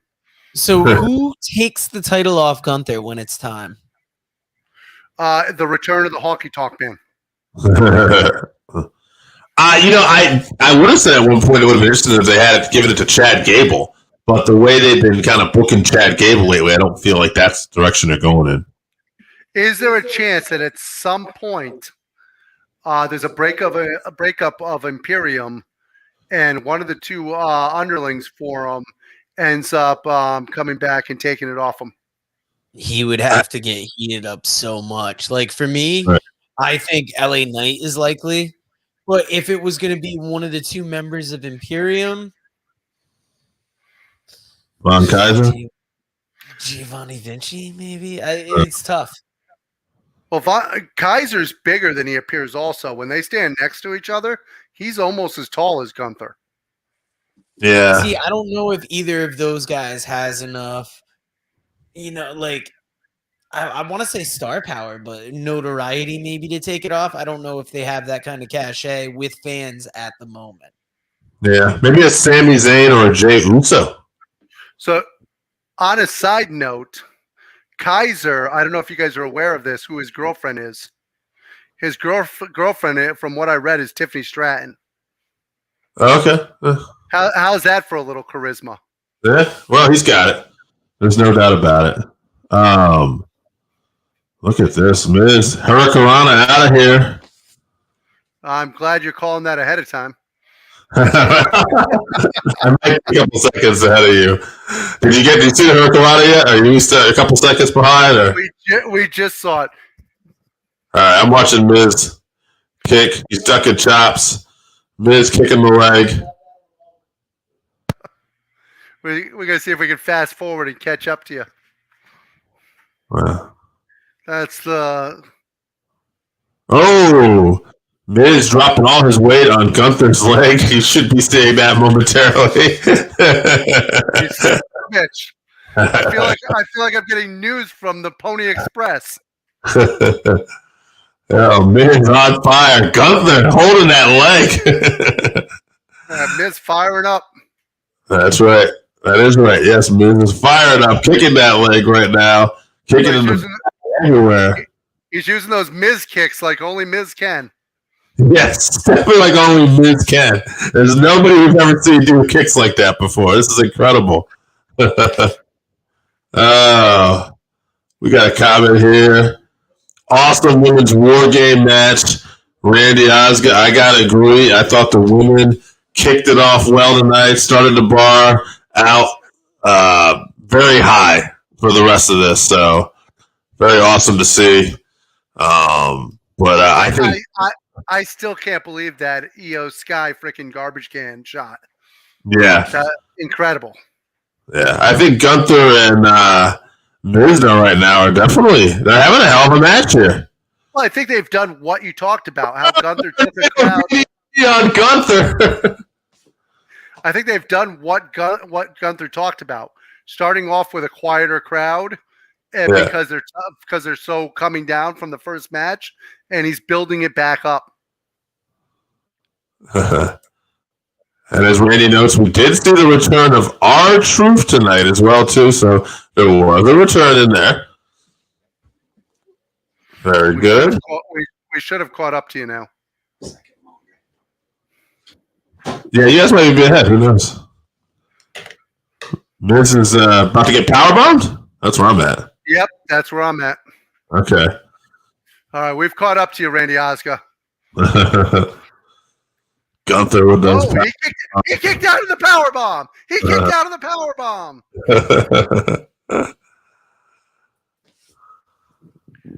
Miz with great testicular fortitude. Now, fans, if you're enjoying what you're seeing, please share on Facebook. I can't post on Facebook for another 3 days, so please help me out and spread the word. I didn't get shut down for nasty, by the way. I posted something about our own podcast and our own podcast group, and it somehow went against community standards. So it's our standards. Guys, make sure you like, subscribe, check us out. Call your mom. Tell your mom all about us. Have her check us out. She'll tell her friends. It's going to get huge. We could be seeing a finish here. Gunther with a choke here. That's not a choke. That's a sleeper hold. That's true. Whatever. Look at the size of those arms around Miz, though. They look. Randy enjoying the podcast. Thank you. Thank you for joining us on this live watch along. It's something we wanted to try something different, and we didn't know how many people would show up. So thank you for watching and participating. Twice in the nuts. He kicked her in the nuts. Hits the finish. Luckily, Gunther left his nuts at home. Look at the way the fans are reacting. Not a ton of them, but they're getting a shot of a few people. Really, I mean, Miz is doing everything he can to try and contend here, to try and hold on. You got to be desperate when there's that kind of size difference between you and your opponent. I will give you a little spoiler alert. Maurice was seen in Chicago today. Oh, yeah, his wife was there. Huh? That's incredible. What about CM Punk? Obviously he lives in Chicago, but have there been sightings, reports, anything that you guys have heard? Wait a minute. That's a classic Intercontinental pinfall right there. Bret Hart has used that plenty of times. But yeah, I remember. Isn't that how he beat Rowdy Piper?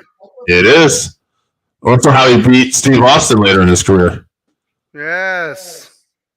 I almost feel like this match is outperforming what I thought it would do. I had a feeling it would be like a good placeholder type match. Ooh, but this thing is really holding its own in the middle of the or early in the show. Middle of the show, I say it because we're 2 hours in. Yeah, Gunther just went Stan Hansen on him. Yeah. Somehow I'm a few seconds ahead of you guys. I don't know how it keeps happening. He did just hit the big splash, though. He did. So I predict now going for the Boston crowd in the future. Now, guys, I forgot my question for this match. What is the most memorable Survivor Series team over the years? Hold on. Let's make sure. Oh, he's tapping out. Yeah. We got Gunther retaining. Hell of a match. Randy Osgood letting us know right here. It's over, just in case you didn't see that. It's over. And Gunther, with this record-breaking Intercontinental title reign, continues. And I believe producer Joe, I'm sorry, in the commotion, we did not hear you. What is our trivia question? What's your most memorable Survivor Series team? It's more the discussion question I forgot to ask earlier. And there's so many that stick out over the years. For me, it's like that first Hogan team from that first year when it's Hogan's team versus Andre's team. It felt like just such a clash. I loved it. Yeah. For me, I liked the team of the Ultimate Warrior, Kerry Von Erich, and the Road Warriors. I knew that before you even said it. Just thought, like, what a great. They went together. I mean, painted up faces, Kerry Von Erich, the modern day warrior. I mean, you know what they all have in common? The whole team's dead. Well, yeah. Well, AJ, I'm going to throw the next trivia question to you real quick. Please. What was the first year that Survivor Series was held in Chicago or the Chicago area? 95. I'm sorry, No. Dave. Do you have a guess? 88? I should also point out I hate Chicago. Very close. It's 89. 89 was going to be my next guess. I knew 87. Once it's going to be a trivia question later. I won't say it now. Yeah, I actually can't stand the city of Chicago. Actually, it's funny. If I included this other thing as a question, but yep, I did. So I am not going to ask that guy yet. Are you guys going to see the Iron Claw movie? I will. Based on that trailer, I think that chances are very high. Yeah, I think me and Joe may go.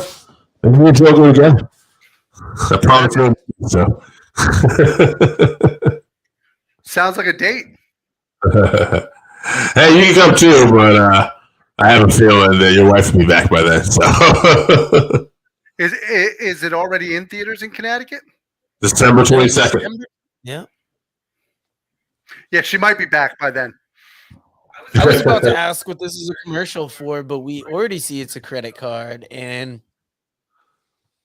I don't know what to say. We don't have the sound on. This shit looks creepy as fuck. How do you get the Zach Morris cell phone?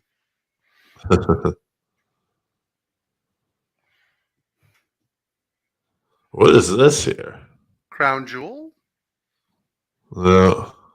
Are they building an actual? Maybe this is that thing that they built in Saudi Arabia, the WWE building. Experience. Fascinating. Why would they build that there and not one here? Well, remember during that last event, Vince said that Saudi Arabia was their new home, and while he was over there for the Francis Ngannou fight before Crown Jewel, and then during Crown Jewel, they had that thing being built across the street. So we see here we're getting a discussion from Judgment Day before the War Games match. I love the T-shirt. Finn and Damien and Rhea and Dirty Dom. And then another interesting shirt on the other side there. All interesting Judgment Day shirts there. Oh, here we go. Dragon Lee and Santos Escobar. Now, after this, we only have 2 more matches. Yeah, it's got to be the Women's Championship after this one, and then the War Games. Yeah, I mean, unless they drop another surprise match in there, but I was talking to my brother who is also watching the pay-per-view, and I mean, he seems to think that Randy doesn't show up and somehow Punk comes out. I mean, it's possible. Santos versus Lee should be great. I agree. I like this better than the Carlito match. No knock on Carlito. I just think the styles here are going to mesh real well. I know. I was excited for the Carlito match when they first announced it, but then when I woke up this morning to see that short about Dragon Lee taking the match, I was much more interested in this, just because I'm much more interested to see what Dragon Lee does in the WWE. You see his brothers are going strong in AEW and ROH.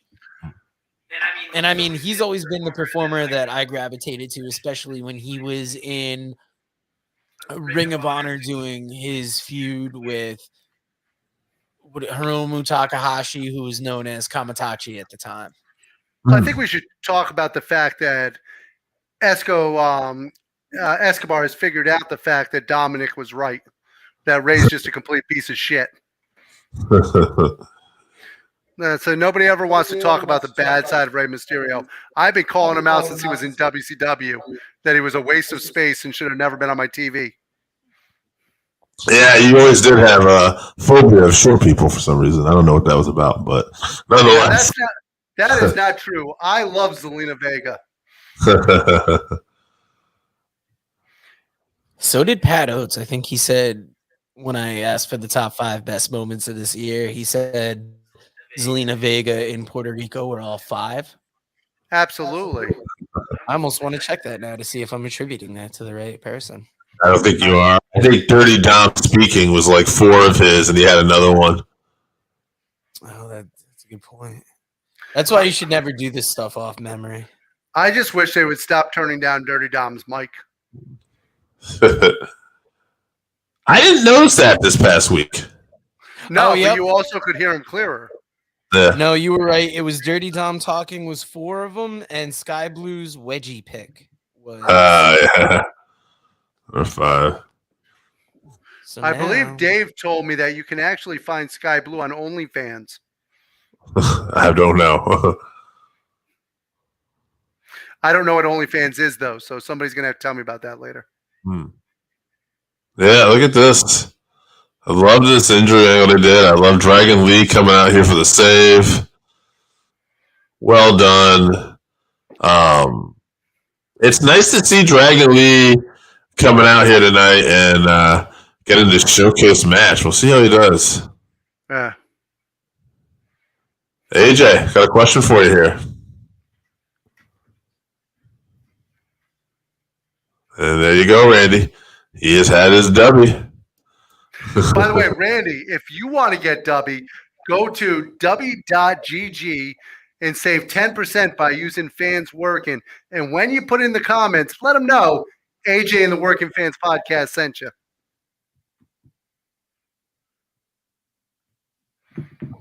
And I don't think you're going to need to take your W to get excited for this match. Whereas Gunther and The Miz slowed things down, I feel like this is going to speed things right back up.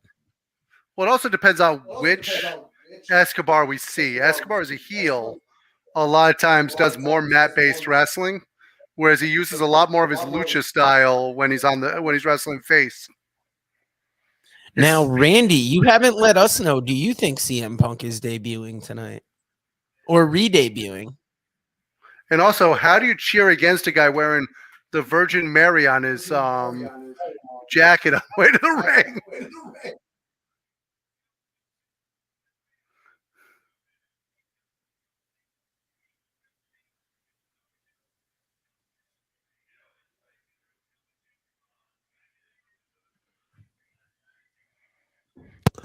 You know what's interesting too? I didn't notice it so much in the last match, but there's 2 rings out here. I gotta wonder if they will be, using the 2 rings here.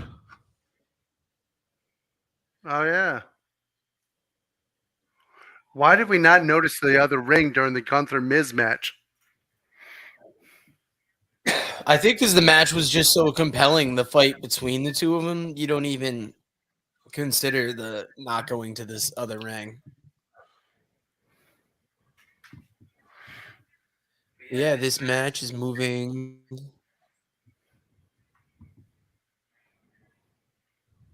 Always a fan of Dragon Lee, though. I think Dragon Lee is underrated.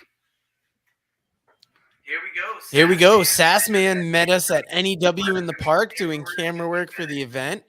Thank you very much, Sass. That was a great event for us. The Grizzled Great get-together was, like we said earlier, one of the few events we got to get out to as a group, and it was great to actually be out there and do some commentary for it when we got the event put together. It was great to meet you too, Sass. It's always great to meet people in our hometown that, notice what we do, because it feels like so often with this podcast, we put it out and we hope to hear from people. And, we hope people enjoy it, but we never officially know. So there you go. Yeah, doing camera for SNSN Radio. Oh, we remember you, Sass, man. Nicely done. I think we might have shared a dessert or two there. I think I got a couple extra. Oh, man, I can't remember what it was. Cannolis or something at the end of that. Yeah, and Dave doesn't share his dessert with just anyone. We've been friends for 30 years, and I'm not sure he's going to let me have one of the brownies I brought for him. My girlfriend was judging me, and I had to get rid of a couple of them.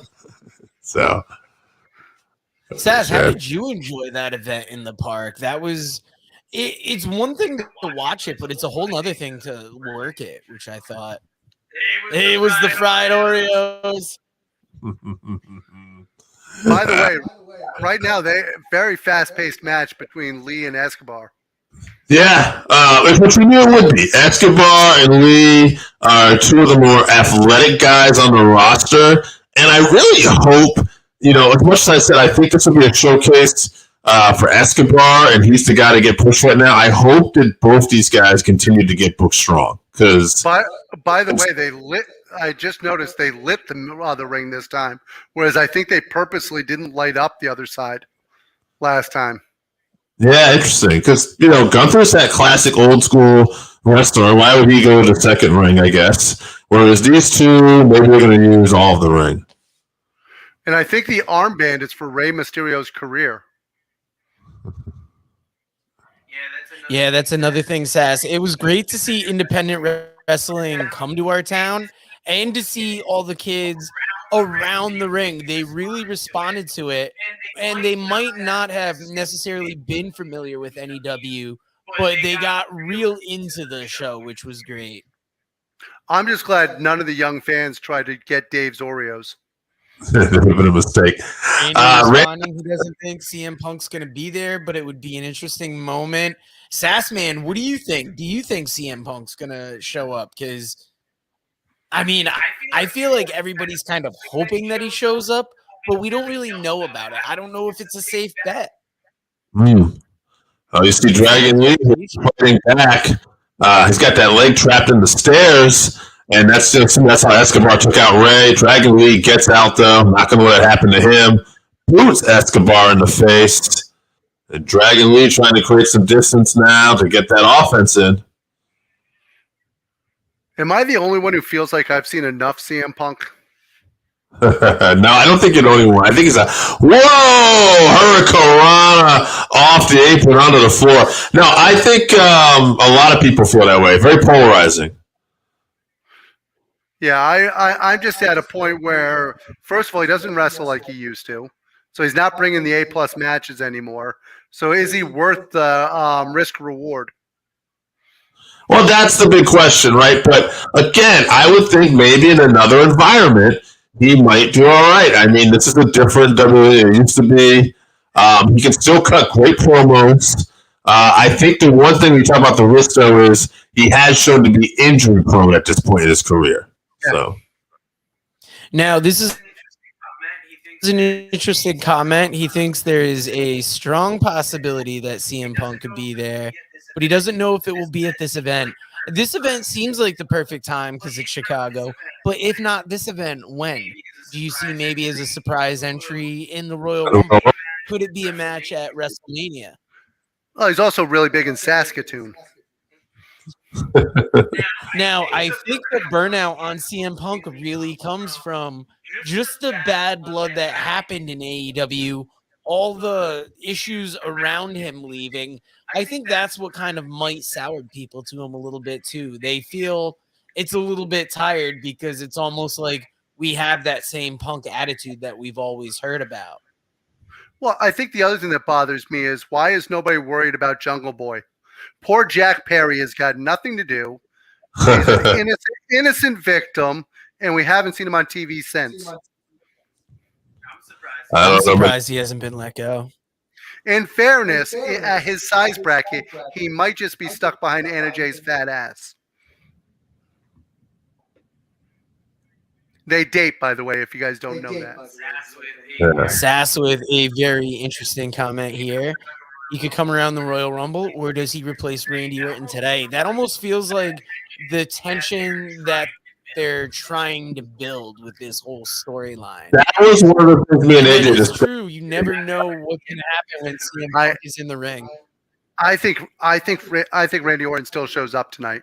I think it's one of those things where they're waiting in the ring and his music hits. I don't even know if he's going to be in the cage with them.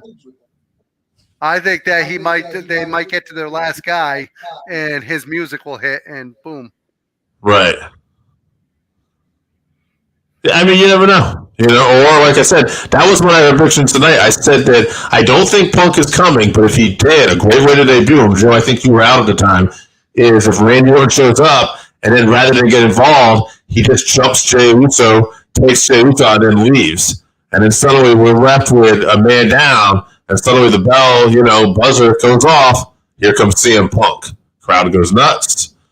I don't know. I'm not saying it happens, but people would love that. You see, we're getting that traditional lucha spot with the tearing at the mask, making you fear that it could come off. Always a good spot. Interested to, here's another. Sass is coming with all the good comments tonight. Randy, you're on fire as well. But does the Judgment Day fall apart during that match? They could. I could see them actually turning. What if Damian Priest is actually the one who gets kicked out? What if Damian Priest cashed in tonight? I mean, he could, but here's the thing. Damian Priest is supposed to be the person. Remember, Rhea Ripley told him, you're in charge. For Survivor Series, you're in charge. So what if something goes wrong, they lose, and Damian Priest gets kicked out tomorrow night? Or Monday night. It's Monday weird. night, sorry. It feels like it should be traditional. Like, this almost feels like it is on a Sunday night. Yeah, I'm still a traditionalist. I love the Sunday night pay-per-view. Nothing better than staying up till midnight and then trying to work first thing in the morning. Yeah. I do not miss the Sunday pay-per-views. Please keep them on Saturday. AEW put more pay-per-views on Saturday. And let's stay away from Sunday. I'd be all right with a Friday pay-per-view. Friday or Saturday, baby. That's what I want. Not enough Friday pay-per-views. Kiss my ass. Ring of Honor final battle is going to be Friday, December 15th. There we go. We got another question here from Randy Osga. Is Zoe Stark underrated? AJ, I'll let you. Oh, yeah. Now you're talking to me, Randy. Let's talk.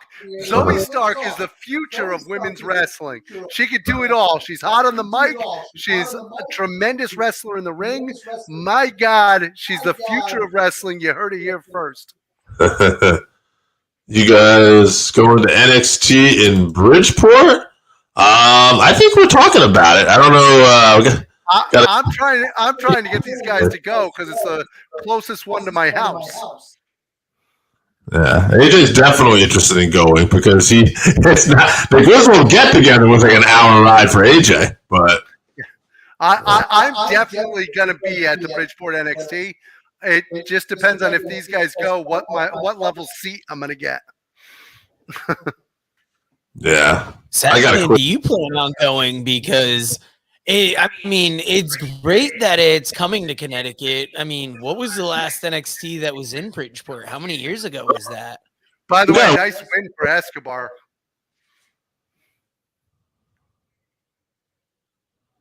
Beat him fair in the middle of the ring.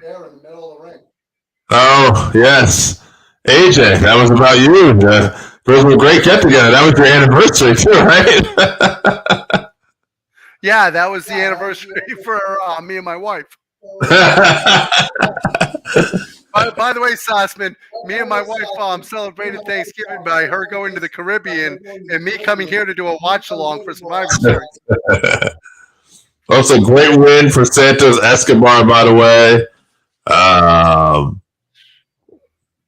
Dude, I love that he beat him clean in the ring. And Sassman does plan on going. Yeah, so he will. So maybe we'll have to go and do a live meet up there. Yeah, we could do a live meetup. That'd be fantastic. Now, see, I try to get them to go sauce. They're like, I don't know. We got things to do. You ask them. We haven't committed to anything. We said maybe so far. I got to clear mine up with my schedule with the lady here, so I am not AJ taking anniversaries off and everything. So we'll see what's going on. I usually am able to clear things enough ahead of time, Although here's a little thing. That's 3 days after your man called Dave's birthday, so there might be plans involved that Friday with him and his girl. Well, it's the Sassman again. We're seeing a commercial for that Bridgeport show right now. I think Sassman planned that. Well, my friend, if we are going, we can definitely all get together. I'm definitely down to watch this event. Like I said, for me, it's just getting it, clear with the lady. We got 5 kids. We got, I got a bread root. We got this podcast. There's always something going on. So, yeah, I'm lucky. My daughter's older than half of our listeners. So, number one nightmare. I don't know if you pay attention to the numbers. We got quite a spread on listeners, but it's great that we're getting out of that Thanksgiving time, going into the Christmas season, as you can see from the commercials here. I'm wondering what the fuck this is a commercial for. Slim Jim. Love the new Slim Jim commercials.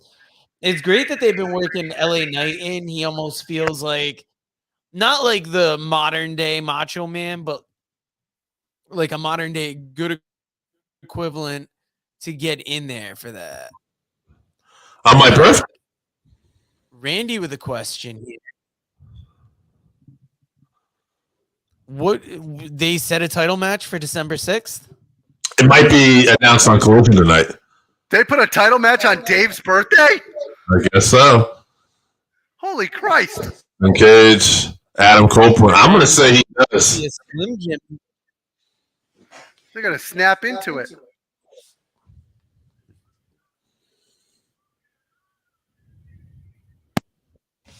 I love the classic Survivor Series shirt there. So here's an interesting one. How do I your circle there? I don't talk about New Day anymore, and I gotta agree in the sense, like, I like New Day, but at the end of the day, I just feel like they're kind of played out. I think like we've seen them for so long, and I'm ready at this point for a New Day just to evolve and see more from them. Like, I think we just need something new for Kofi and Xavier at this point. Yeah, it's kind of tough with Big E not being around. We got the ladies title match now. Zoe Stark, Rhea Ripley. AJ was super excited for this match. I hope it delivers in the same way that The Miz and Gunther did, but this is just a match. Like, to me, I'm not super excited for Zoe Stark, so I'm not like over the top. You need believability that somebody can lose. I don't think any of us feel like Zoe's going to take this title. Like, I agree with AJ, Zoe's underrated, but this is Ripley's time, and I don't see it in tonight. A Kofi heel turn would be interesting, but it almost feels like the WWE has enough in New Day that they're almost, I don't want to say in that John Cena spot, but it almost seems like not likely that they would turn. No, but, I mean, I wonder if Kofi's, like we talked about The Miz winding down at this point. Like, Kofi's had a long career. Former world champion now, got to win it at WrestleMania one year. I'm sure he's exceeded expectations. And, so many great moments. The second longest reigning tag team champions of all time. How do you beat that? But I don't know. I would be interested in a Kofi heel turn if they went with that. Let's just say. But I like you. I don't know. Now, Sassman, since we're seeing you first time pop up in the comments, thank you for joining us. When did you start watching wrestling? Who were your early favorites? Just to get kind of an idea. We got Randy in the comments, but we know so much about Randy, but Randy, I don't know if we've ever asked your early favorites, so kind of let us know some of the people you were a fan of early as well. And anybody else in the comments, if you're watching, please like, subscribe. A lot of the people that watch aren't subscribed. So if you like what you see, hit like, hit that notification bell, share it with somebody who's a wrestling fan or somebody who you think might be into this, because we do this show every week. Usually we, give you new shows, but like we said, during the holidays now, we're going to do some pre-tape stuff. Sassman, 2008, my favorite at the time, Jeff Hardy and Mysterio. Those are very good picks. Jeff Hardy, has that independent artistic style, and Rey Mysterio just great with the masks, all the different get-ups he'll wear to the ring, especially for like big pay-per-views. What I'm hearing is Sassman likes drug abusers and abusive dads. That's what I'm hearing. In all seriousness, though, I can't keep the new fans. Everybody wondering. I don't have anything in front of me, so I'm just wondering without looking up. I feel like Jeff Hardy in 2008, or that's when he won the world title from, I want to say Triple H in a triple threat match, maybe with Edge or something. But Jeff Hardy, I think, became world champion in 2008. And Randy Osgood, he's a fan. Woo! He's a fan. Should have seen me in my prime, Randy. Should have seen me in my prime, baby. We're searching out those videos. Don't think we're not going to hunt down Yankee Pro Wrestling and whoever that dude was at the event that said he had the old things. My first event was Rey Mysterio and CM Punk. Straight Edge feud. That was a great feud. That was when Serena shaved her head. Shawn Michaels for Randy was one of his little favorites. On a more serious note, Sassman, that's actually a hell of a feud. Those two really put it together. I joke around about Mysterio because of his size, but he's one of the all-time greats. Same thing with CM Punk. If you're not a CM Punk fan back in the day, especially Ring of Honor time or early WWE, absolutely incredible stuff. Yeah, no doubt. Okay, it's Drew up here. What's up, guys? Hey, man, we're just watching the Survivor Series, and I gotta say, I've enjoyed the show so far. Miz and Gunther, I thought, had a solid match. The women's War Games killed it, and Escobar and Dragon Lee were solid. Now, this is the one match where I'm like AJ, I'm not quite looking forward to as much, but I just don't know. I just don't see how Zoe Stark wins this. Guys, by the way, if you ever want to check out a really good podcast out there on MMA, Cage My IQ is a fantastic podcast. We check it out. We love it. Please check that out. Also, check out our Combat Cast. Don't forget about that, but please check out Cage My IQ also. That event made wrestling for me. It got me into the whole industry where I researched so much afterwards. Yeah, I mean, no doubt, man. CM Punk and, Rey Mysterio. I mean, two of the all-time greats. I always thought Punk and Mysterio had great chemistry together, too. You want to talk about somebody who just looks like a star? Look at Rhea Ripley right now. Yeah, no doubt. No. Let's look at her last night when she had that. She looks kind of like a cross between the Joker and Luna Vachon a little bit here. And now, yeah, exactly. I could see that. A little bit of kiss in there, maybe. Yeah. No, she just, she's always picking up her game right now, like with her looks. Like she does things. You'll see stuff on social media where Rhea Ripley messes with like security guards at house shows, or she messes with fans. Well, she also messes with Samantha Irvin all the time. That's if you watch her at the shows. Randy looking forward to PFL and Bellator together. Cage My IQ agrees. Yeah, I think that's going to be good for MMA. Imagine her in House of Black. You know what? Sassman, I think that Rhea Ripley in House of Black, she would fit right in. And it's not why she's a star, right? Judgment Day, House of Black, like Ripley, I think. She really fits in anywhere, to be honest with you. Is Ripley the top female in pro wrestling right now? Oh, she could be. Yeah, well, she's the champ. I understand that, but I'm saying when you look at the whole landscape of people with their character, when you combine in character with their in-ring work, like It's either her or her lifetime rival, Tony Storm. Tony Storm is solid right now. I'm enjoying that stuff too. Yeah.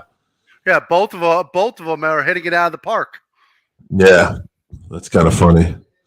That was a good mention there. Yeah, I like everything that Ripley's been doing lately. I'm getting a lot of people tagging it out right here, right now. I love it.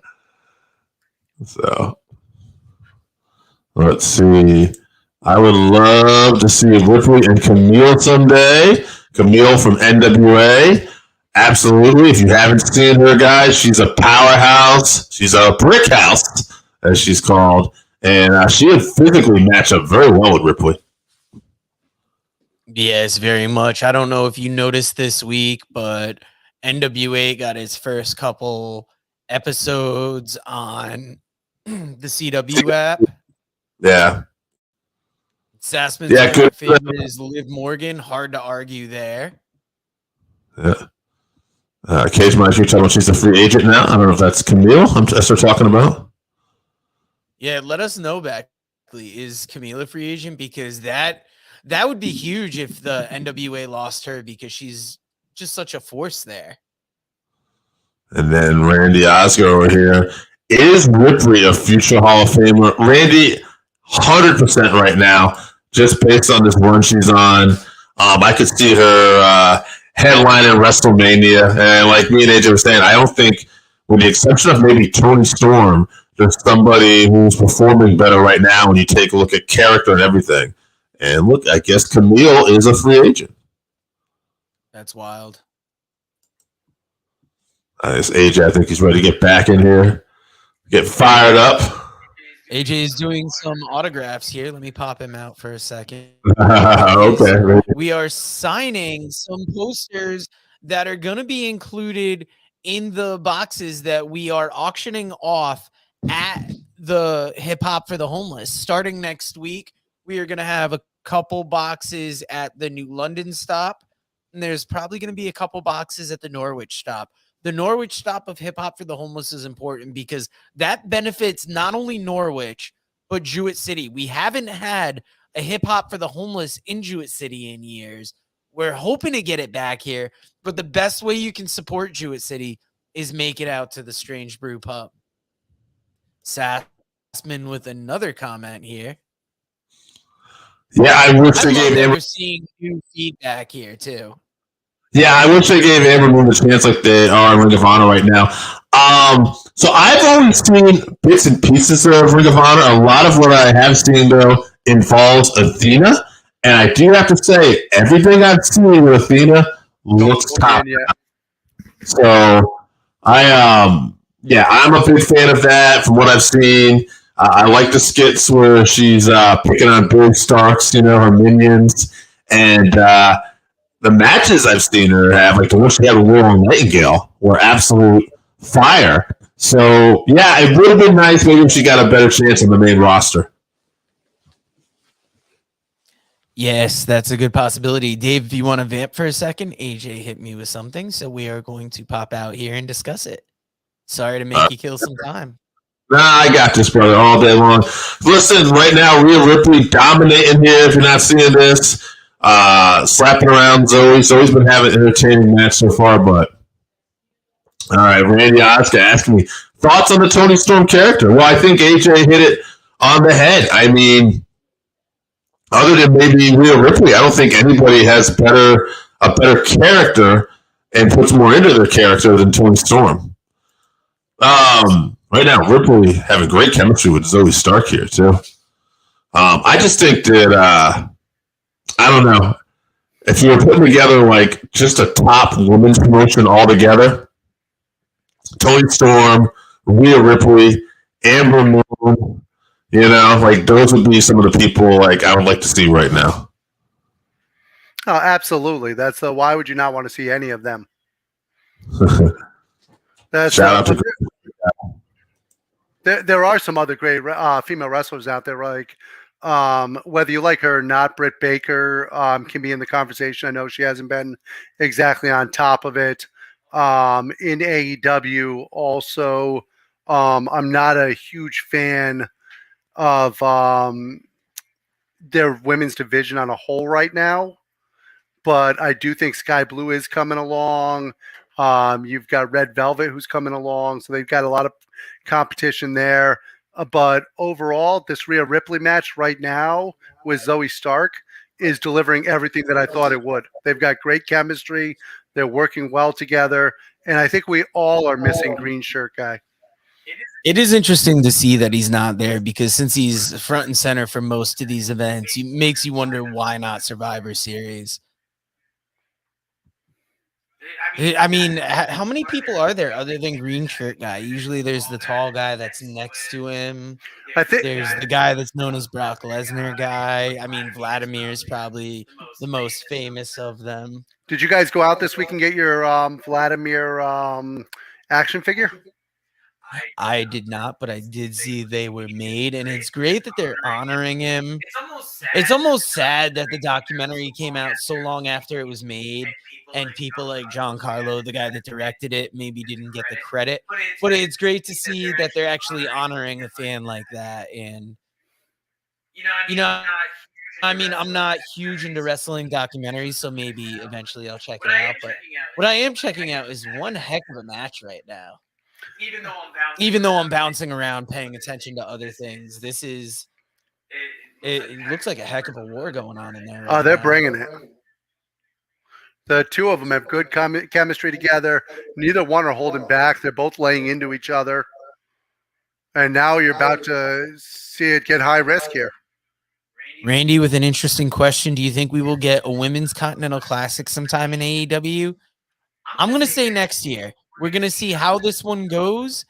And if they can make it a tradition, I see it possibly being like a tradition for both. Well, the problem is that they're doing the men's one to combine those belts.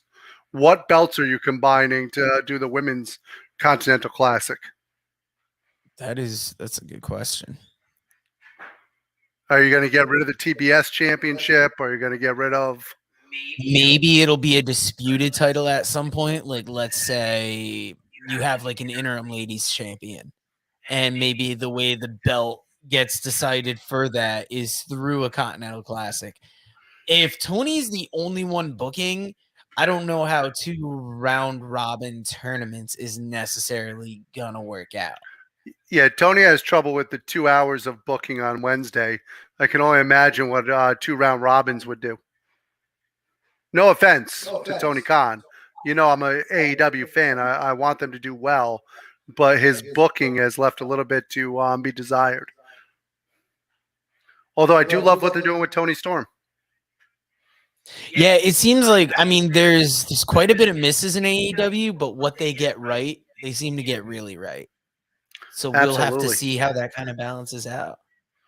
I'm intrigued to see how this match continues, because there's been a lot of hard-hitting action, but it does seem like Rhea Ripley's controlling the bulk of the match so far. But it seems like frustration's setting in a little bit. I'm surprised he's doing a 3-hour one tonight. Are you talking about AEW? And Randy Osgo with the question, who wins the Classic? I like the fact that AEW struggled last week against SmackDown, so this week they decided to go up against Survivor Series. Yeah, that was an odd choice. I mean, I guess you want to see if you can contend. Yeah, well, I would also guess that these TV programs are put out ahead of time, that it's not... We have a tendency sometimes of thinking that it's just a decision made last week, whereas I think they schedule it out farther back than we think it is. Yeah. These two women are tearing it up. They are tearing it up. And I agree with this too.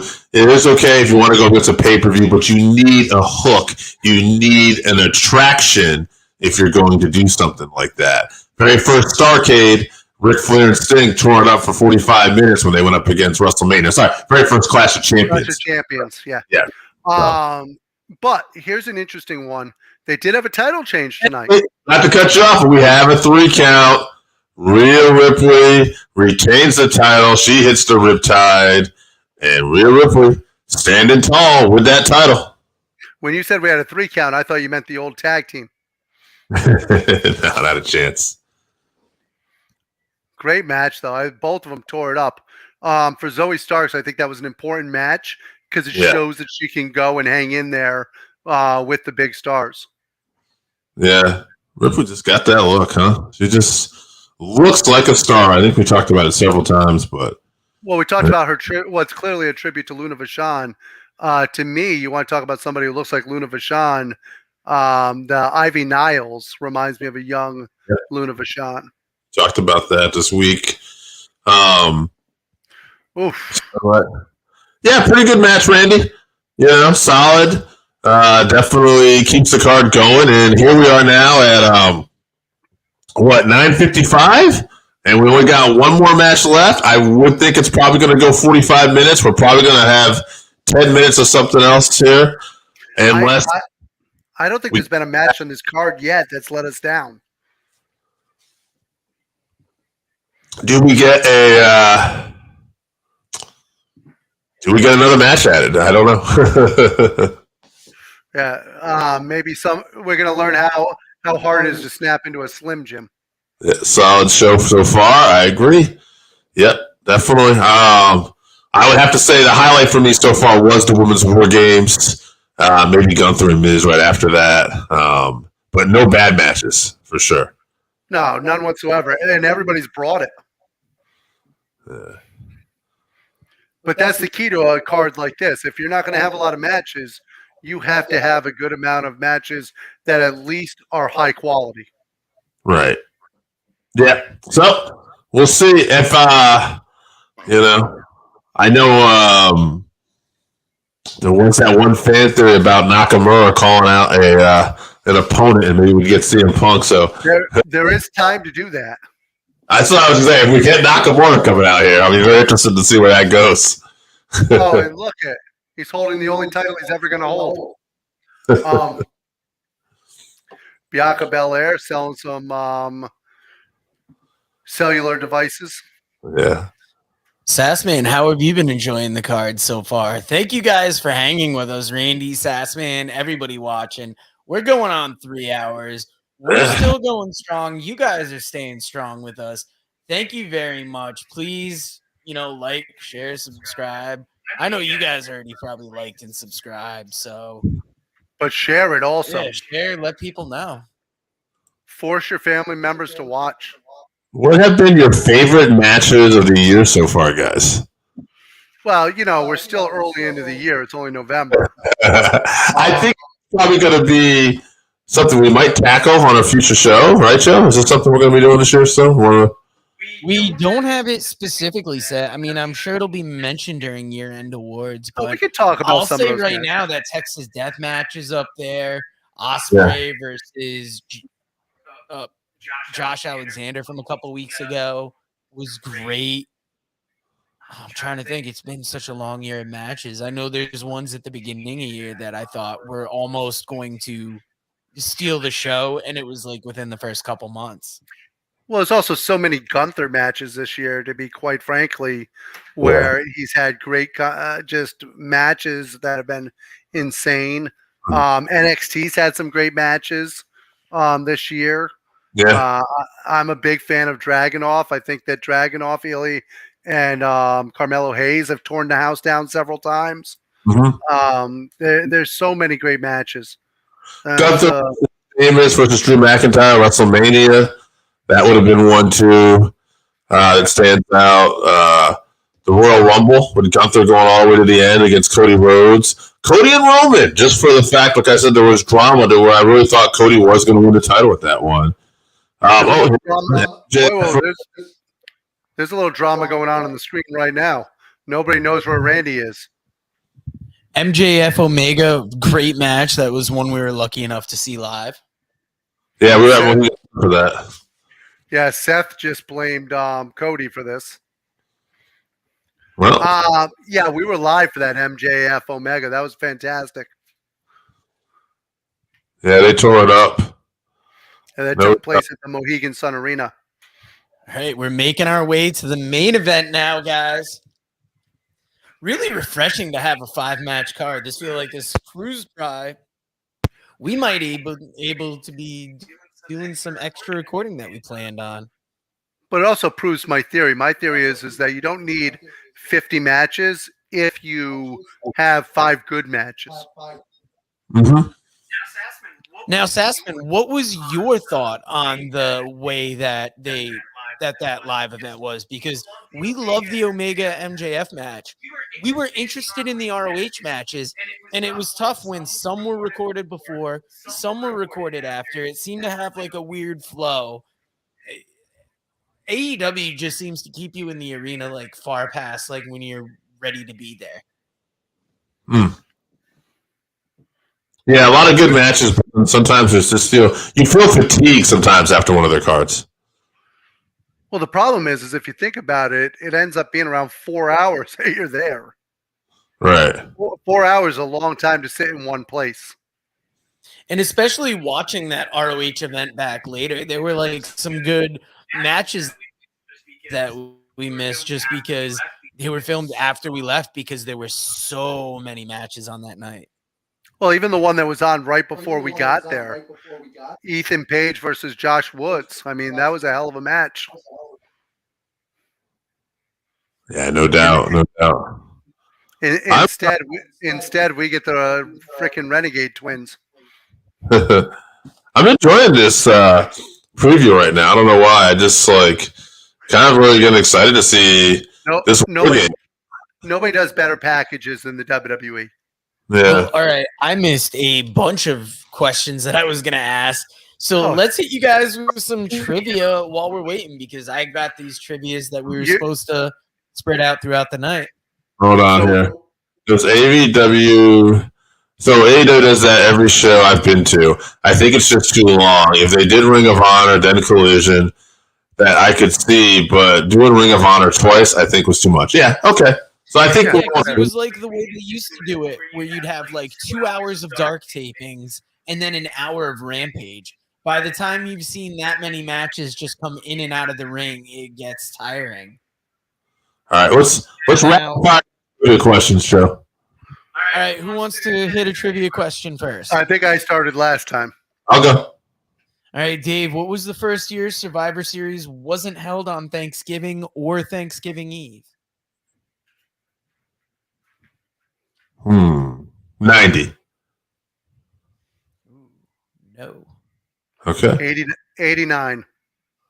No, it was 95. Oh, okay. In fairness, at that point, I actually was away wrestling. So now, AJ, what year did The Undertaker debut at Survivor Series? 91. 1990. Fuck. I just watched it last night. you know, the worst part is I said 91 and thought 90 right afterwards, and I freaking. All right. What year did the first singles match occur, and who was it between? AJ, this is looking at you. 91. Yes. Do you know the other half of that question? Oh, who was the match between?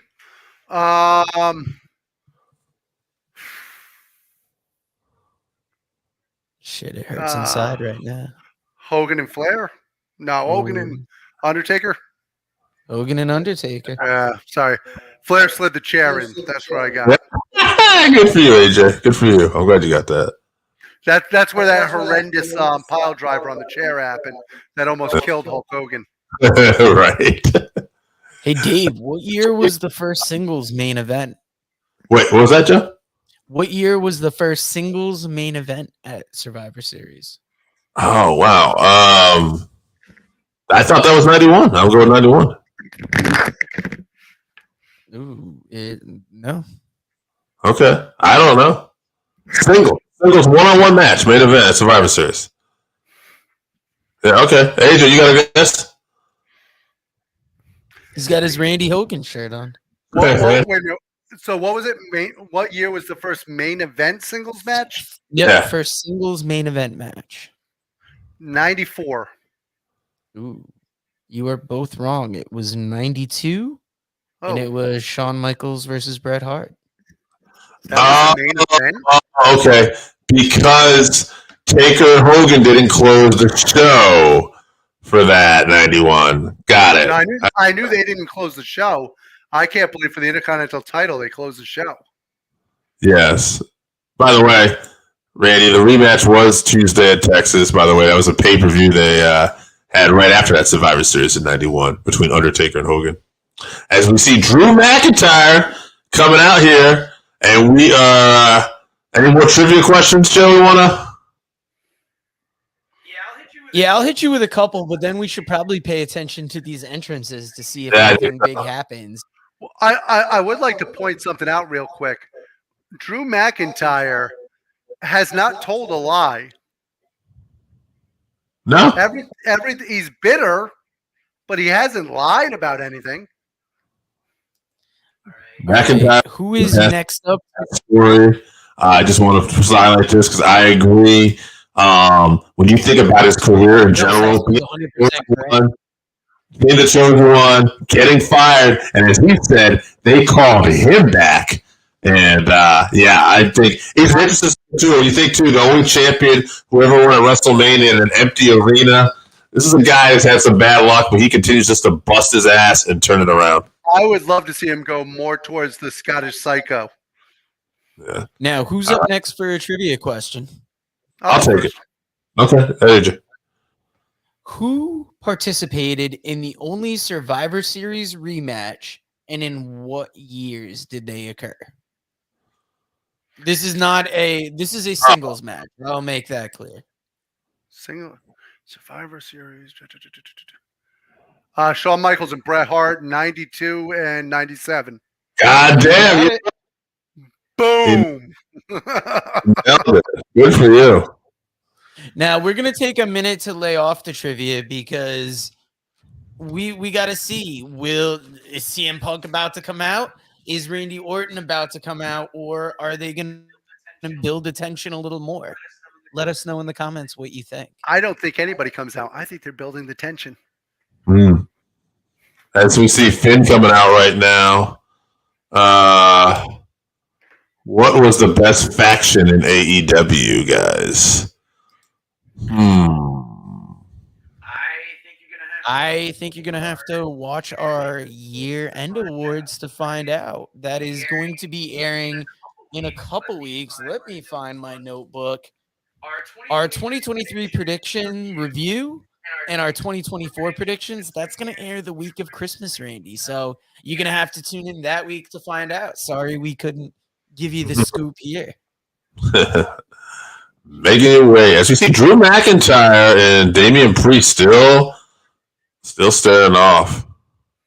Gives you an idea, once again, how big Drew McIntyre is.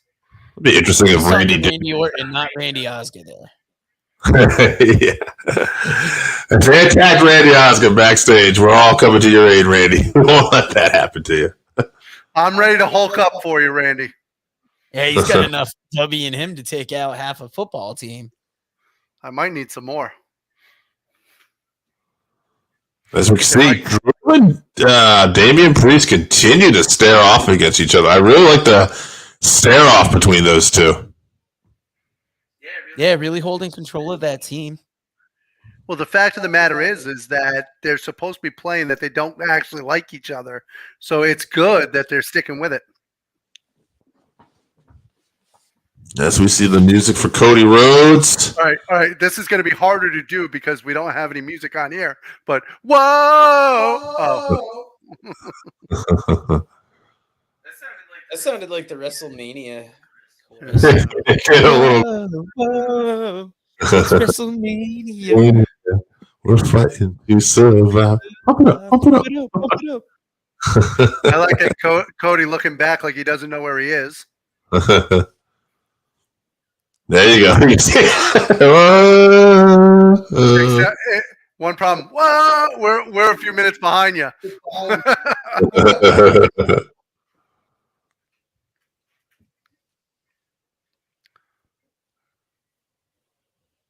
Oh man.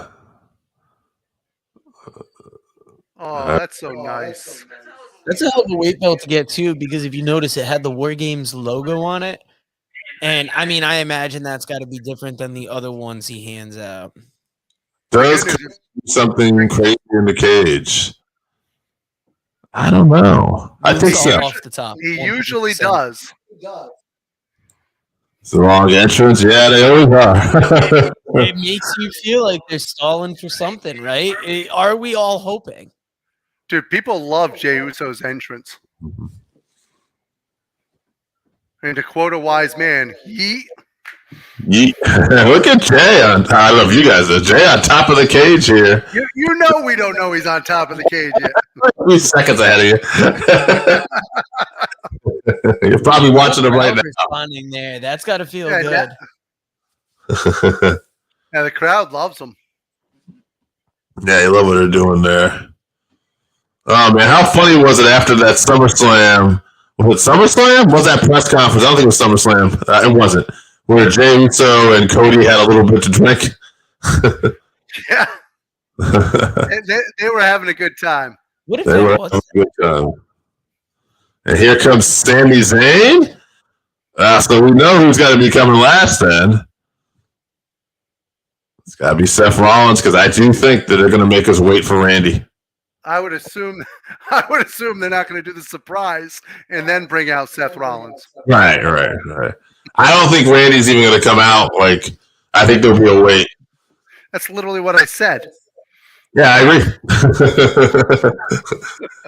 About time you came along my way. I thought maybe we were on a delay. Sami Zayn couldn't have worn any of his merch. Right here. Interesting. Yeah. Instead, he just stopped by Old Navy and got a T-shirt. Yeah, basic green. Yeah. So I'm guessing Seth and Finn are going to start this match off. I wouldn't be surprised if it was Jey Uso and Finn. Yeah, we'll see. Seth and Finn makes sense too, though. Why does he have pillows on his shoulders? You know this guy. Is he taking a nap? Crazy entrances all the time. Crazy outfits. I like the big red boots. I went to look at those. You know, those cost like $325. Those red boots. Yeah. That's wild. Because I thought about getting a pair just to pop you guys. Is Seth Rollins the modern day Randy Savage? There's similarities. Yeah, I can see the similarities. I mean, the dress, the outfits, the ability to wrestle. Yeah. Yeah. I mean, he seems a little better behaved. Sure. Absolutely. I wouldn't think it necessarily, because I feel like Macho Man has a more like wild personality, but I mean, look at how Seth conducts himself. He could be a modern day one. Seems like he reminds me more of Randy Savage earlier in his career before he put on the 40 pounds of muscle. So how are they going to do this? Do we find out who the last person's going to be just as they go in the cage? That's what I called. And it looks like I'm right. Yeah. Randy, I'm talking to you, my friend Randy Oscar. Just the two of us here. Always listen to AJ Strangebrew. I come through in the clutch. Seth Rollins tearing it up right now with Finn Balor. I like the way Steph just dove at him. Now he's sending Finn to the cage. You need to stop doing play-by-play because we're not seeing it until. Oh my God! Finn goes wild into the cage. I'm gonna have to take my setup. I mean, for all we know, he could be on time with everybody else, so we could just be distracted being behind. I think that's what. Yeah. That's Either way, it's a great start to the War Games match here. I mean, leaving all that intrigue, who the last man's gonna be. If they're dragging it out this much, is there any chance that CM Punk shows, or are they just torturing people based on what they hope to see? Well, the problem is the women put in such a great match early on. They had to do something like this to have all of this intrigue as to will he show, won't he show. AJ is good. It is great. Swing blade versus swing blade. That's true. Yeah, both these guys like to use that. Yeah. So, oh my goodness. I haven't seen this much excitement since Dave went to a Color Me Bad concert. It's a nice reference for somebody here. Not sure who's going to get that reference in the comments. Oh. Hey, so I got to say, we're picking the baby faces here, though, right? We think they will find a way to win? Oh, yeah, it's got to be the baby faces. Yeah.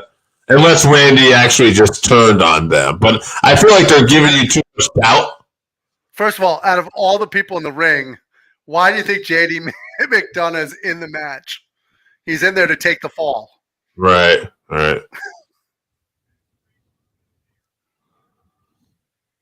Interesting. I wonder how that will be set up, though. If there's still a way, like you said, maybe Damian Priest gets blamed for the loss, though. He could. Maybe he delivers a big shot to JD McDonough, knocks him out on accident. You know what's kind of funny? Where's Rhea Ripley from? Australia, I believe. Australia. Interesting. And Finn and JD are both from Ireland. Yep. And so it's just kind of funny, and Drew is from Scotland. So, Where are we going with this, Dave? they're going to try to kick out the Spanish guy. This is my guess. We're playing Where in the World is Carmen Sandiego with Dave. 1 year ago, Sammy earned Jay's trust. Now they are back together in the match. Yeah, that's true. That was that big hug at the end of it where Jay and Sammy had really connected, and Jay finally accepted Sammy. It is interesting. Again, yeah, we got you, brother. Does Rhea Ripley headline the event in Perth? Yeah, who knows? Not a bad thought if she continues to be women's champion, Well, it's not going to be Grayson Waller headlining it. Yeah, and she's had such a dominant women's championship that if you keep it going, you could see her main eventing that card. Is Gunther going to headline in Germany? I would imagine. I imagine. If not close to the top. All right. Now the heels are going to have the advantage here, as we know. Yes, because we did not vote on this thanks to Ruffles. No. JD McDonough will be in there now. Well, he'll be getting some of the work in. Oh, my goodness. He's fired up. Boot. I don't think this is going to go well for him. That was he ate that boot. Okay, he's all right. Dude, JD McDonough takes stuff. As you'll see here, candlestick. Ah. Here we are. And he's got more. He didn't get those cool black and blue kendo sticks like they had earlier, though. No. That was for ladies. Well, that's how they knew who was supposed to use them. Yeah. Ladies get black and blue. Looks like they're setting up some double team here, and they proceed. Going to be a long. So, speaking of people who aren't from the U.S., do you think Marty Scurll ever gets a chance to compete in AEW? Probably better chance to compete in WWE. Really? I think so. Even with his friendship with the Bucks and Hangman, and it's Tony. Just seems Tony should have. Why didn't Tony hire him already? Well, because he got accused of having sex with underage people. Right, although not underage in the UK. We should be. No, he did not. He did not break any laws in the UK. Right. Yeah, but not condoning whatever. But in fairness, in the UK, if you sleep with your cousins and your sisters, you're royalty.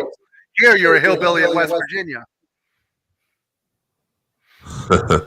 Oh, nice. long- Kid brought it from one ring to another. As long as Bauer doesn't take a ladder to the face, we are good.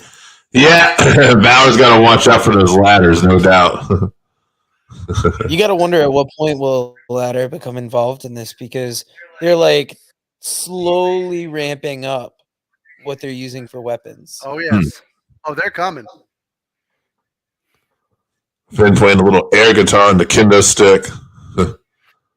In fairness, these guys are Irish, and that's what they're known for, is their use of the kendo stick in Ireland.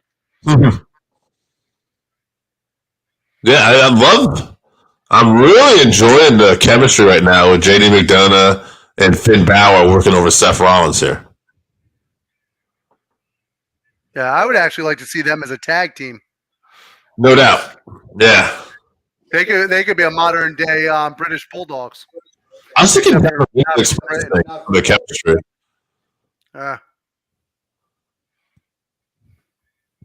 They'd be like the British Bulldogs if they were both the Dynamite Kid.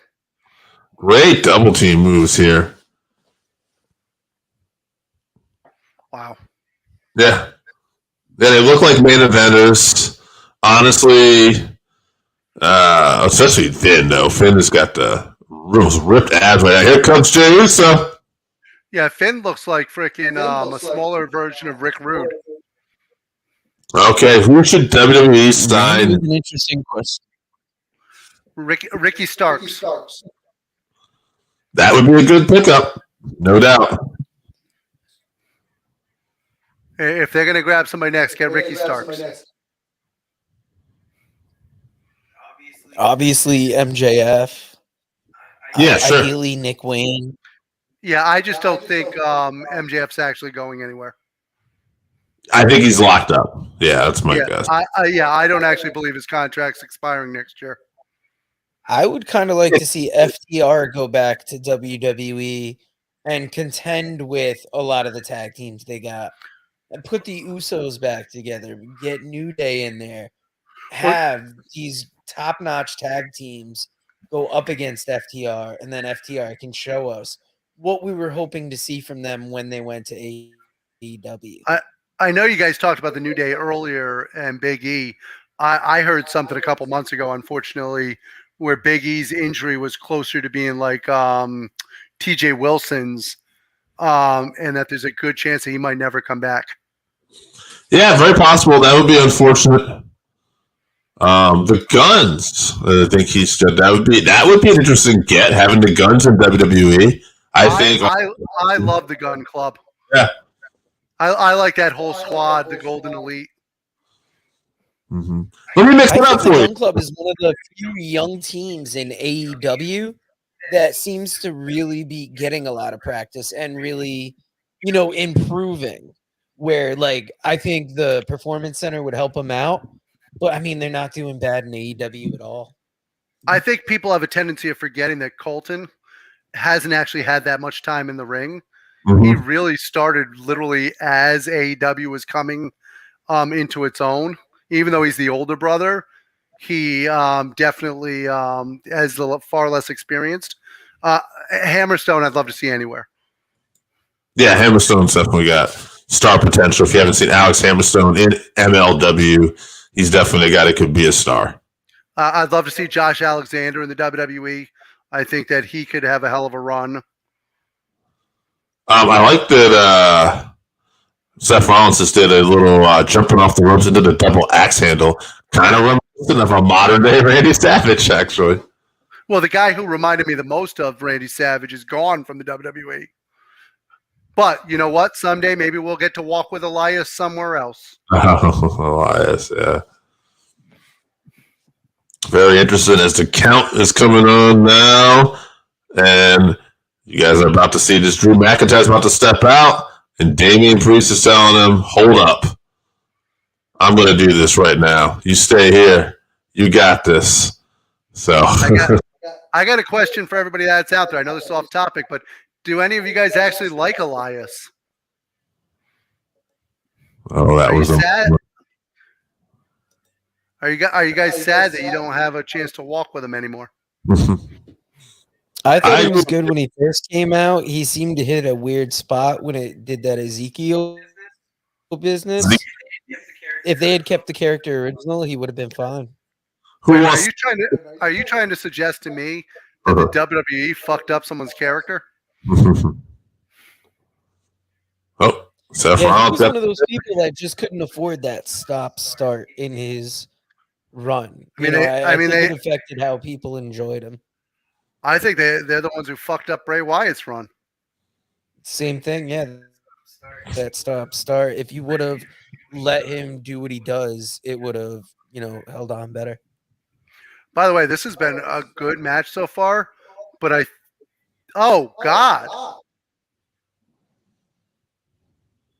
Is that a giant screw? No, it's a.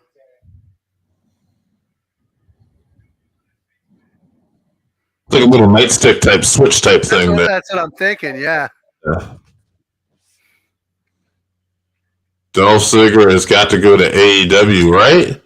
I think it's very possible. He's been backstage there. His brother's there. Is it Sami Zayn coming in next? What do you guys think? Or do they have to go Cody? I say it's Sami. I'm thinking Cody, Sami, and then you've got the question. I think, yeah, they're probably not going to go question in between. But I like what they're doing right now. They don't make Damian Priest a beast enough. I think for his size and I think for what having the Money in the Bank, they have to make him stronger. But I'm also not a fan of the aerial stuff with people that size. Unless you're a cruiserweight like Van Vader. Van Vader. Or a great luchador like Kane. Okay, I've said it a couple of times already. I'm surprised so many people have stuck with us during this watch along. Thank you very much. Like I said, if you like what you see, like and subscribe, share with your friends, share on Facebook since I can't. What was the worst War Games match? I alluded to this. I'd have to go back and look it up. There's one where they completely got away from it, and it was like 3 or 4 different teams in WCW, and you had like the black and white NWO, the Wolfpack NWO, yeah, like Team Piper and everything, and it didn't make any sense at all. It just got away from people. So Sami is coming out now. Interesting move. I think it's any War Games match that gets away from like the traditional setup. I can understand with the women's War Games going to 4-on-4 because maybe you just don't necessarily have the deepness of roster for it. But like that late WCW one was just sad. You think Dom tries to come out and McIntyre just headbutts him? Yeah, that's what he suggested. I think McIntyre takes out Dom in the shark cage. I mean, that's a possibility, right? And, maybe Dom's about to enter, and True just doesn't respect Dom and lays him out. Yeah, it almost. I feel like there's going to be this hype for CM Punk. They're going to make you think it could happen, but then they're just going to even up the teams. And is this match going to feel like a letdown if we don't see CM Punk? No. CM Punk, no. I didn't expect. If we don't get anyone, it's going to feel like a letdown. Oh, sure, yeah. So if Randy Orton was going to be there, yeah, that would be a letdown. Yeah. Sammy going crazy. How entertaining has Kevin Owens been with Grayson Waller and freaking Kevin Owens and Austin? That's everything. Yeah. He always turns it up a notch. He's one of the guys that have gone back and forth with Roman, and he somehow makes you feel like he could win, despite the fact they've cheated him so many times. It's just the way Kevin performs. I love that little gimmick that he's doing where he's like, don't you guys know you can't keep saying someone's name. They're going to come out. That's the rules. Yeah. He's done certain things, too, and I always Love that about Kevin. Yeah, he cracks me up with that stuff. I also love that every time he's backstage before he comes out, he's always wearing some kind of Legends T-shirt, where he's legend, some kind of superstar that. He's been doing the WrestleMania thing every year too, where it's like WrestleMania 1, WrestleMania 2, like WrestleMania 3 type logos. Whatever, how many he's been in now, he'll have like whatever that logo was at that time. So Sami Zayn just broke away the bracket that didn't belong there. Sami doing his Ultimate Warrior impression here. Batista. There you go. I think they call him the Ginger Warrior. Yes. Sami all fired up.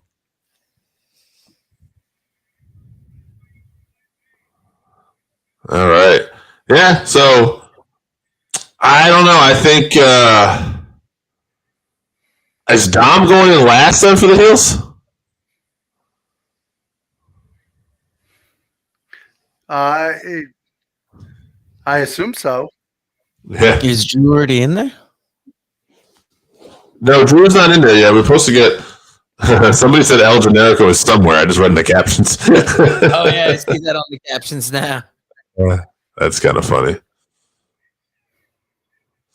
All right, I'm a little ahead of you guys. We're down to 11 seconds, so I can tell you, it's got to be. I think it's going to be Drew coming out next. We'll find out. Oh yeah. All right, so Dom is coming out last. Here comes Drew McIntyre. Well, at least Dom will be there to make the big save.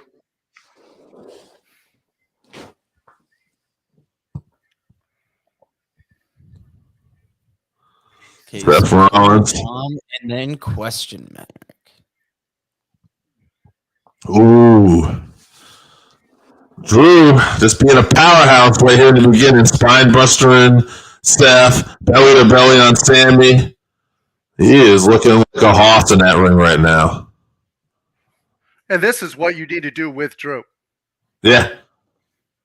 Just have him beat the crap out of people. He's a huge, huge man. You know, he can be physically dominant.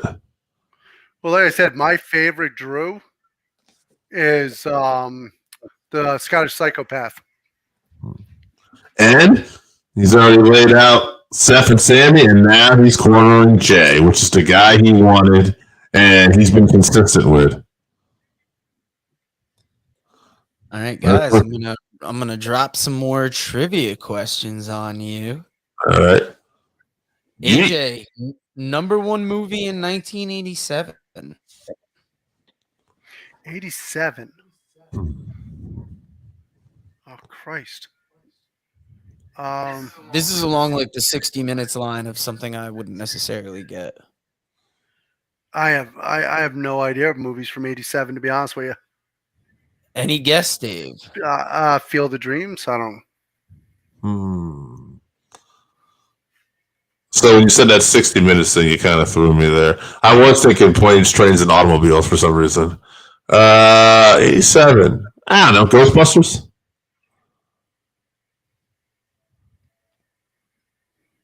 No, Ghostbusters would be like 83, 84. So, Joe, what was that? I know you watched Survivor Series here. I went with Ghostbusters. It was Beverly Hills Cop 2. Oh, okay. Wow. You're looking dominant here right now. Woo. I mean the first Beverly Hills Cop, I could see why that would be the number one movie, but the sequel? Yeah. Now, Dave, who has the most sole survivor victories? Oof. Randy Orton? Randy Orton, you are correct. Wow. I knew it was from a Harper kid, but I'm going to go with Randy Orton.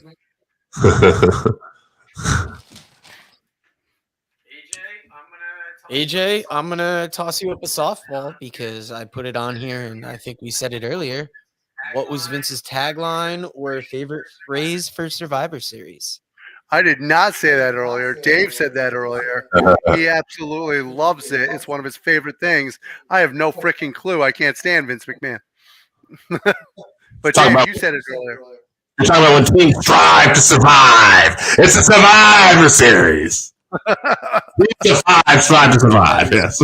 We should mention now that out of the 4 big pay-per-views, the originals, this is my least favorite. Yes. And this is the now. The AJ, was Jake Roberts a heel or a face in 1987? He was babyface. He was a babyface. See, that I know. Vince McMahon taglines, I got no freaking clue. Although, what year did I was going to say, I think he became babyface in '87 because it's true with Honky Tonk Man. I don't know when that pit was when he got the guitar shot. If that was the end of '86 or the beginning of '87. Just saying. No, I think he meant babyface at the Survivor Series. I'm just saying in general. Yeah, I know he meant. But anyway, go ahead, Joe. I'm sorry. Now, what year did the traditional elimination match return to the main event? Oh, bull rope. A bull rope in here.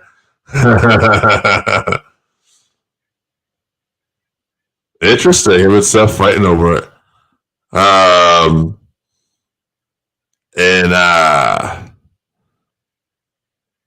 Joe, I'm going to answer questions. Yeah, so wait. When did the traditional one reappear? Like, as far as like the format? What year did the traditional elimination match return to the main event? Oh, to the main event. Okay.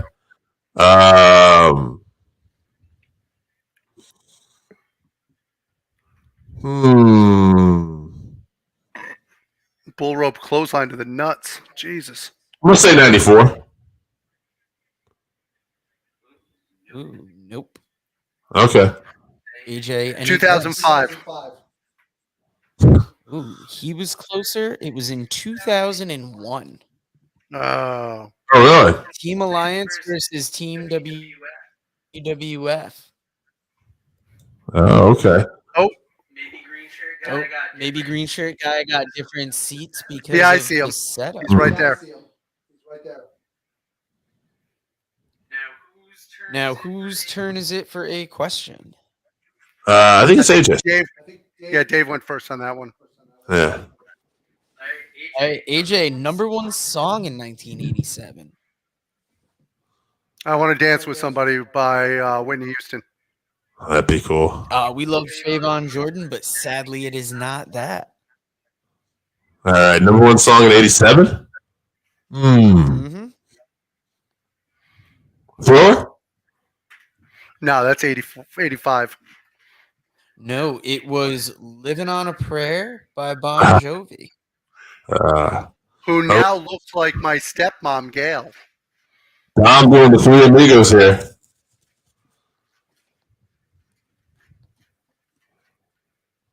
He is paying homage to his father. Yeah, I can hear the crowd chanting Eddie. Hey. AJ, let me throw this one to you. What was the number 1 song in the year of that you and Dave became friends of 1993? I like big butts and I cannot lie. Ooh, I thought it was a layup there. 93.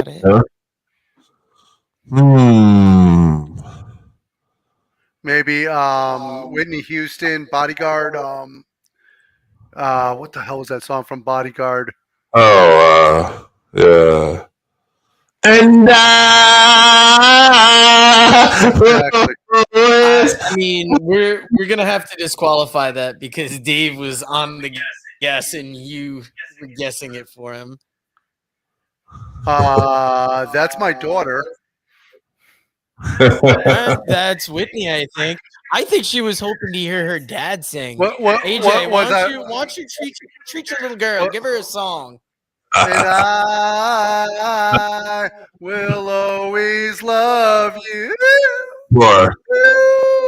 Now, unfortunately, Little trivia question. That is a cover song. Who wrote the original and who is it Dolly directed? Parton, And who is it directed to? her husband. Ah! Was I wrong? No, it was your. I don't think it was her husband at the time. Dolly Parton wrote it for Porter Wagner, who was integral to her career. And while she did care for him and he did so much to help her, she did want to get away because just like wrestling, those manager situations. Did you guys see Dolly? We got a 4-point book slam going on here. Did anybody see Dolly Parton at the halftime show? Oh, I assure you, I did. That lady is 70. That lady's 77 years old. I want to be that active at 77. Hell, I want to be that active at 47. All right, Dom would have fought 3 years ago for you. Yeah. Guys, we gotta bring this back to the wrestling here. People are not doing it. Let's talk about Dolly Parton and Whitney Houston. Back on track. First of all, I assure you most people are here to talk about Dolly Parton and Whitney Houston. Back me up. Possibly more Elizabeth, but back. I know she doesn't want to hear you sing, but I don't know if she I will. wanted to catch up on some of this trivia that I had held up. The worst part is Morgan Elizabeth was not on earlier when I was talking about everything that I'm thankful for, and the primary thing was her. I know. How come you didn't mention her? Of all the things you listed off, you listed off that you were happy your wife was in the Caribbean, that you haven't heard that where the boat is. All right. So today is Face It Off, and the buzzer just sounded. And all right, so that's what I can't lie. Dolly Parton was great. That's good to hear. What is this? Oh, look at this. Ripley's coming out with the Money in the Bank briefcase. You guys can't see this. Ripley's coming out with the Money in the Bank briefcase. No, we can see that. Now. We see it.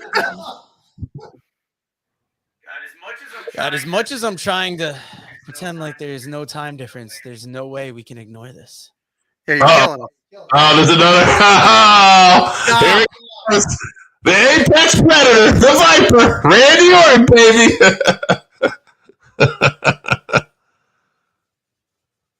That was pretty slick of them to do that distraction with the briefcase. That's right. Look shocked there in the ring. Shockingly, he looks like he's in great shape. Yeah. Not coming back to quite the tag team that he thought. No, I'm sure. If I'm not mistaken, that might be popular rapper West Side Gun on the corner there. Well, let me check back to my rapper knowledge here. Go, Randy. Looking go get him, Dom. Now JD McDonough's here. Now, guys, I'm going to hit you with the last trivia question here. All right. Where were the first two Survivor Series events held? Same place. Yeah, Cleveland, Richmond Coliseum. Yep. Yeah, I think he's right. Yep. I don't know if Richfield is like a suburb of Cleveland, but it's the Richfield Coliseum in Richfield, Ohio. Just like Rosemont is, I believe, a suburb of Chicago. I didn't even have time to answer that because I knew you were right. I was like, what the hell? They kind of cleaned up on these trivia questions, and we tried giving some pop culture ones to include AJ in it. The sad part is I did better with the older versions of things.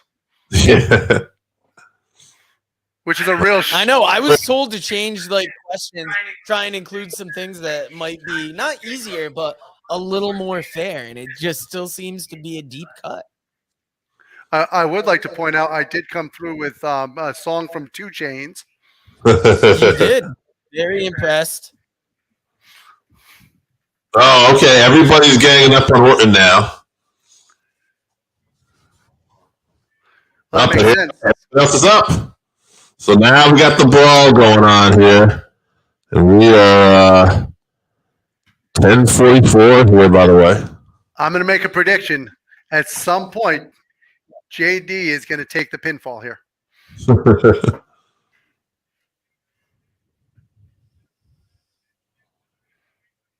How are you guys liking the show so far? Morgan, are you watching the show? She might have tuned in to see us, but I don't. You would know better than I would. I can't imagine Morgan's watching Survivor Series. Maybe I'm wrong. I think you're wrong. I hope I am. She could Wow. be. She could be watching it with Chris and Aiden. Oh, okay.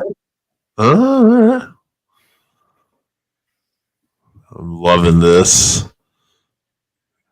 Great DDT spot. Yeah, thank you to everybody for participating. I was almost wondering how a live watch along would go. And we've had Sassman and Randy holding down the comments. Morgan, thank you for joining. And Oh, here's an interesting look off. to sing to you here.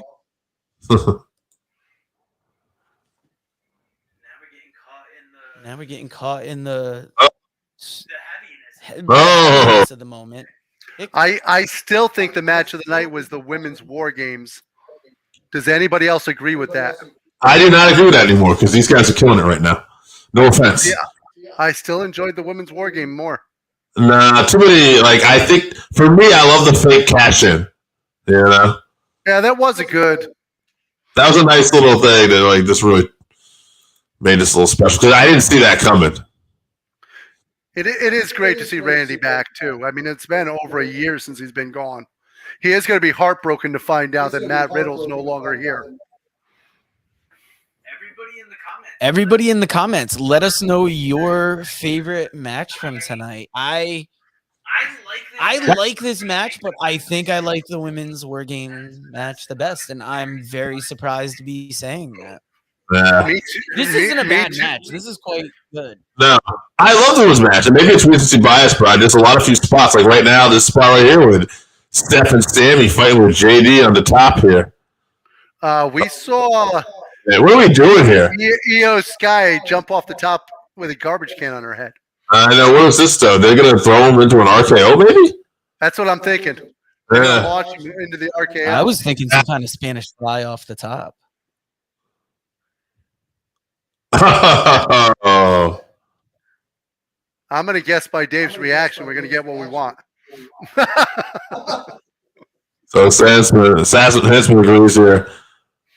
After that, I'd say this match. Dave, you're saying this match as well? I'm gonna still give it to the ladies. I love what they did. I love the story. Don't get me wrong. This match has been great. Oh, Damian took the pin. Mm-hmm. Okay. So Randy Orton and Cody celebrating here. And Jey Uso. I got a note by the time. Feels like something There's could be still up. 13 minutes left.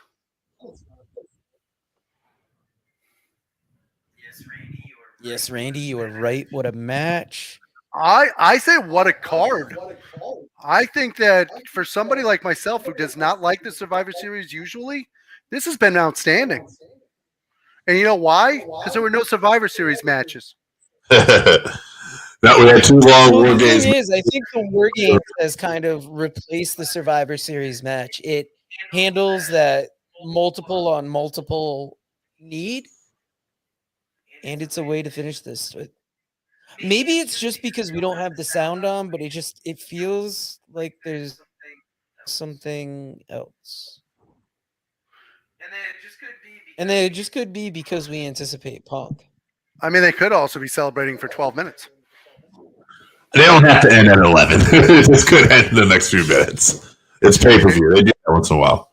I know. I'm just trying. 55 is a weird time to end as opposed to the even. I don't know. I still feel like people are holding out hope. I'm not saying nothing's going to happen. I'm just saying that it's not unusual. They've ended at 48, 55. They'll do shit like that once in a while with pay-per-view. I did like the fact that they made Drew very strong. He came in and helped wipe everybody out. Mm-hmm. I thought everybody looked good.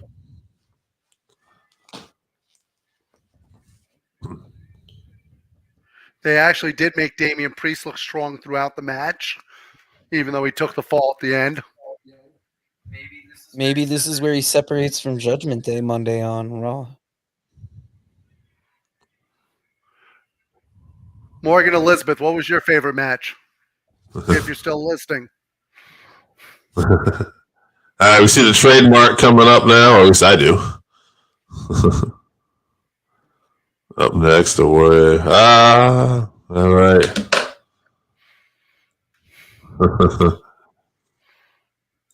All right, folks. Well, looks like that's going to be it. Oh, wait a minute. Holy shit. Guys, wait. I want to hear your reactions. Dude, I'm about to kill you. Holy shit! Oh, you assholes! Wow! They put up that friggin' I like we're the assholes that we found out after everybody. They put the symbol up first. That's how they get you. That is the old Triple H trick. NXT. Right. Anytime, like when Sammy got powerbombed on the side of the ring, it was because it was right after the signature. He's also not wearing a Sami Zayn shirt. Morgan.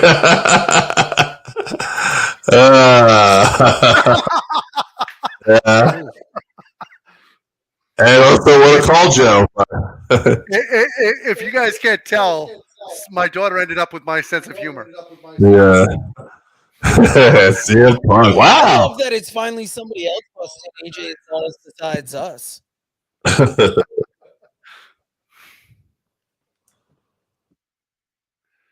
Wow, this is huge.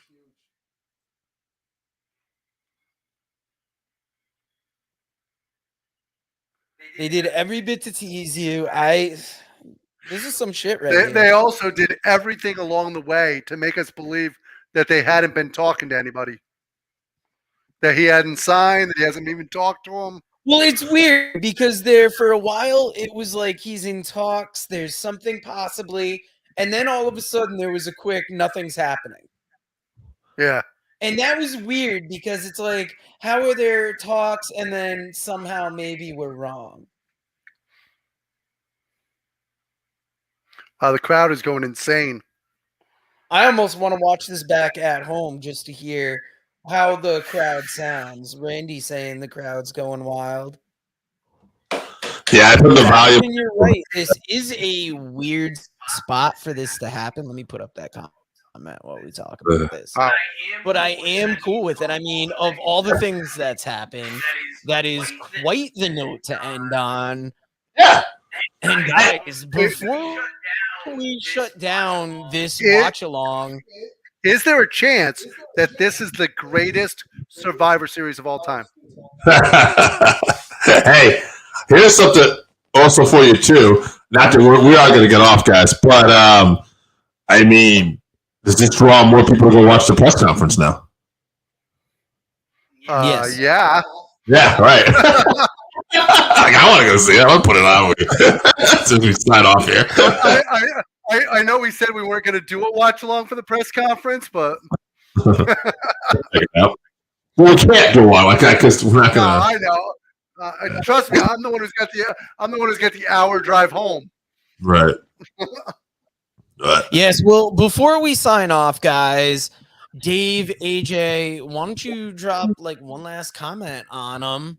And Sassman's ready to stay for the whole press conference. Yeah. First of all, thank you to everybody who's tuned in. Sassman, thank you very much for joining us. Hopefully you'll join us when we go to Bridgeport. Randy Ozga, we appreciate you being We appreciate you being. You don't think I'm going to save my daughter for last? We appreciate you actually being loyal to us always, being my number one fan. That's always great. And to the person who I'm their number one fan. It's my cue. Cage My IQ. Cage My IQ, thank you for everything. We appreciate you. Go check out Cage My IQ if you love MMA. And to the person who I'm their number one fan, Morgan, thank you very much. Thank you very much for joining us. And you know what? I'll see you tomorrow. That's not a promise. That's a threat. Yeah. Well, you guys just let me know. Love what you guys are doing. Thanks, Tasman. Appreciate you, fam. Thank you very much, Sosman. We appreciate the support. And Dave, why don't you give us something to go out on before we go to quite possibly our favorite place? If you guys do want to watch that, we do have Dubby for you. Hey man, thanks everybody. Fans working. And unlike producer Joe, who's surprised, I knew it all along. Thanks for tuning in. Best in the world, baby. Woo! And you know who else knew it the whole time? Our favorite place on earth. The Wrestleville? Read about the Northern Wrestling Federation in the book presented by Russellville.com, The Pro Wrestling Vault, Volume 2. Hear the story of Roger Ruffin, the man who trained Carl Anderson, the Monster Abyss, Jordan Clearwater, Chris Harrison, Jillian Hall. Plus 45 other short stories including Jazz, Bobby Eaton, Kamala, Thunder Rosa, Mario Mancini, Scott Casey, PJ Black, Kerry Morton, Sal Renaro, Jeremiah Plunkett, Colby Carino, Bam Bam Malone, and many others. Get your book today at Russellville.com. Russellville. It's where wrestling lives.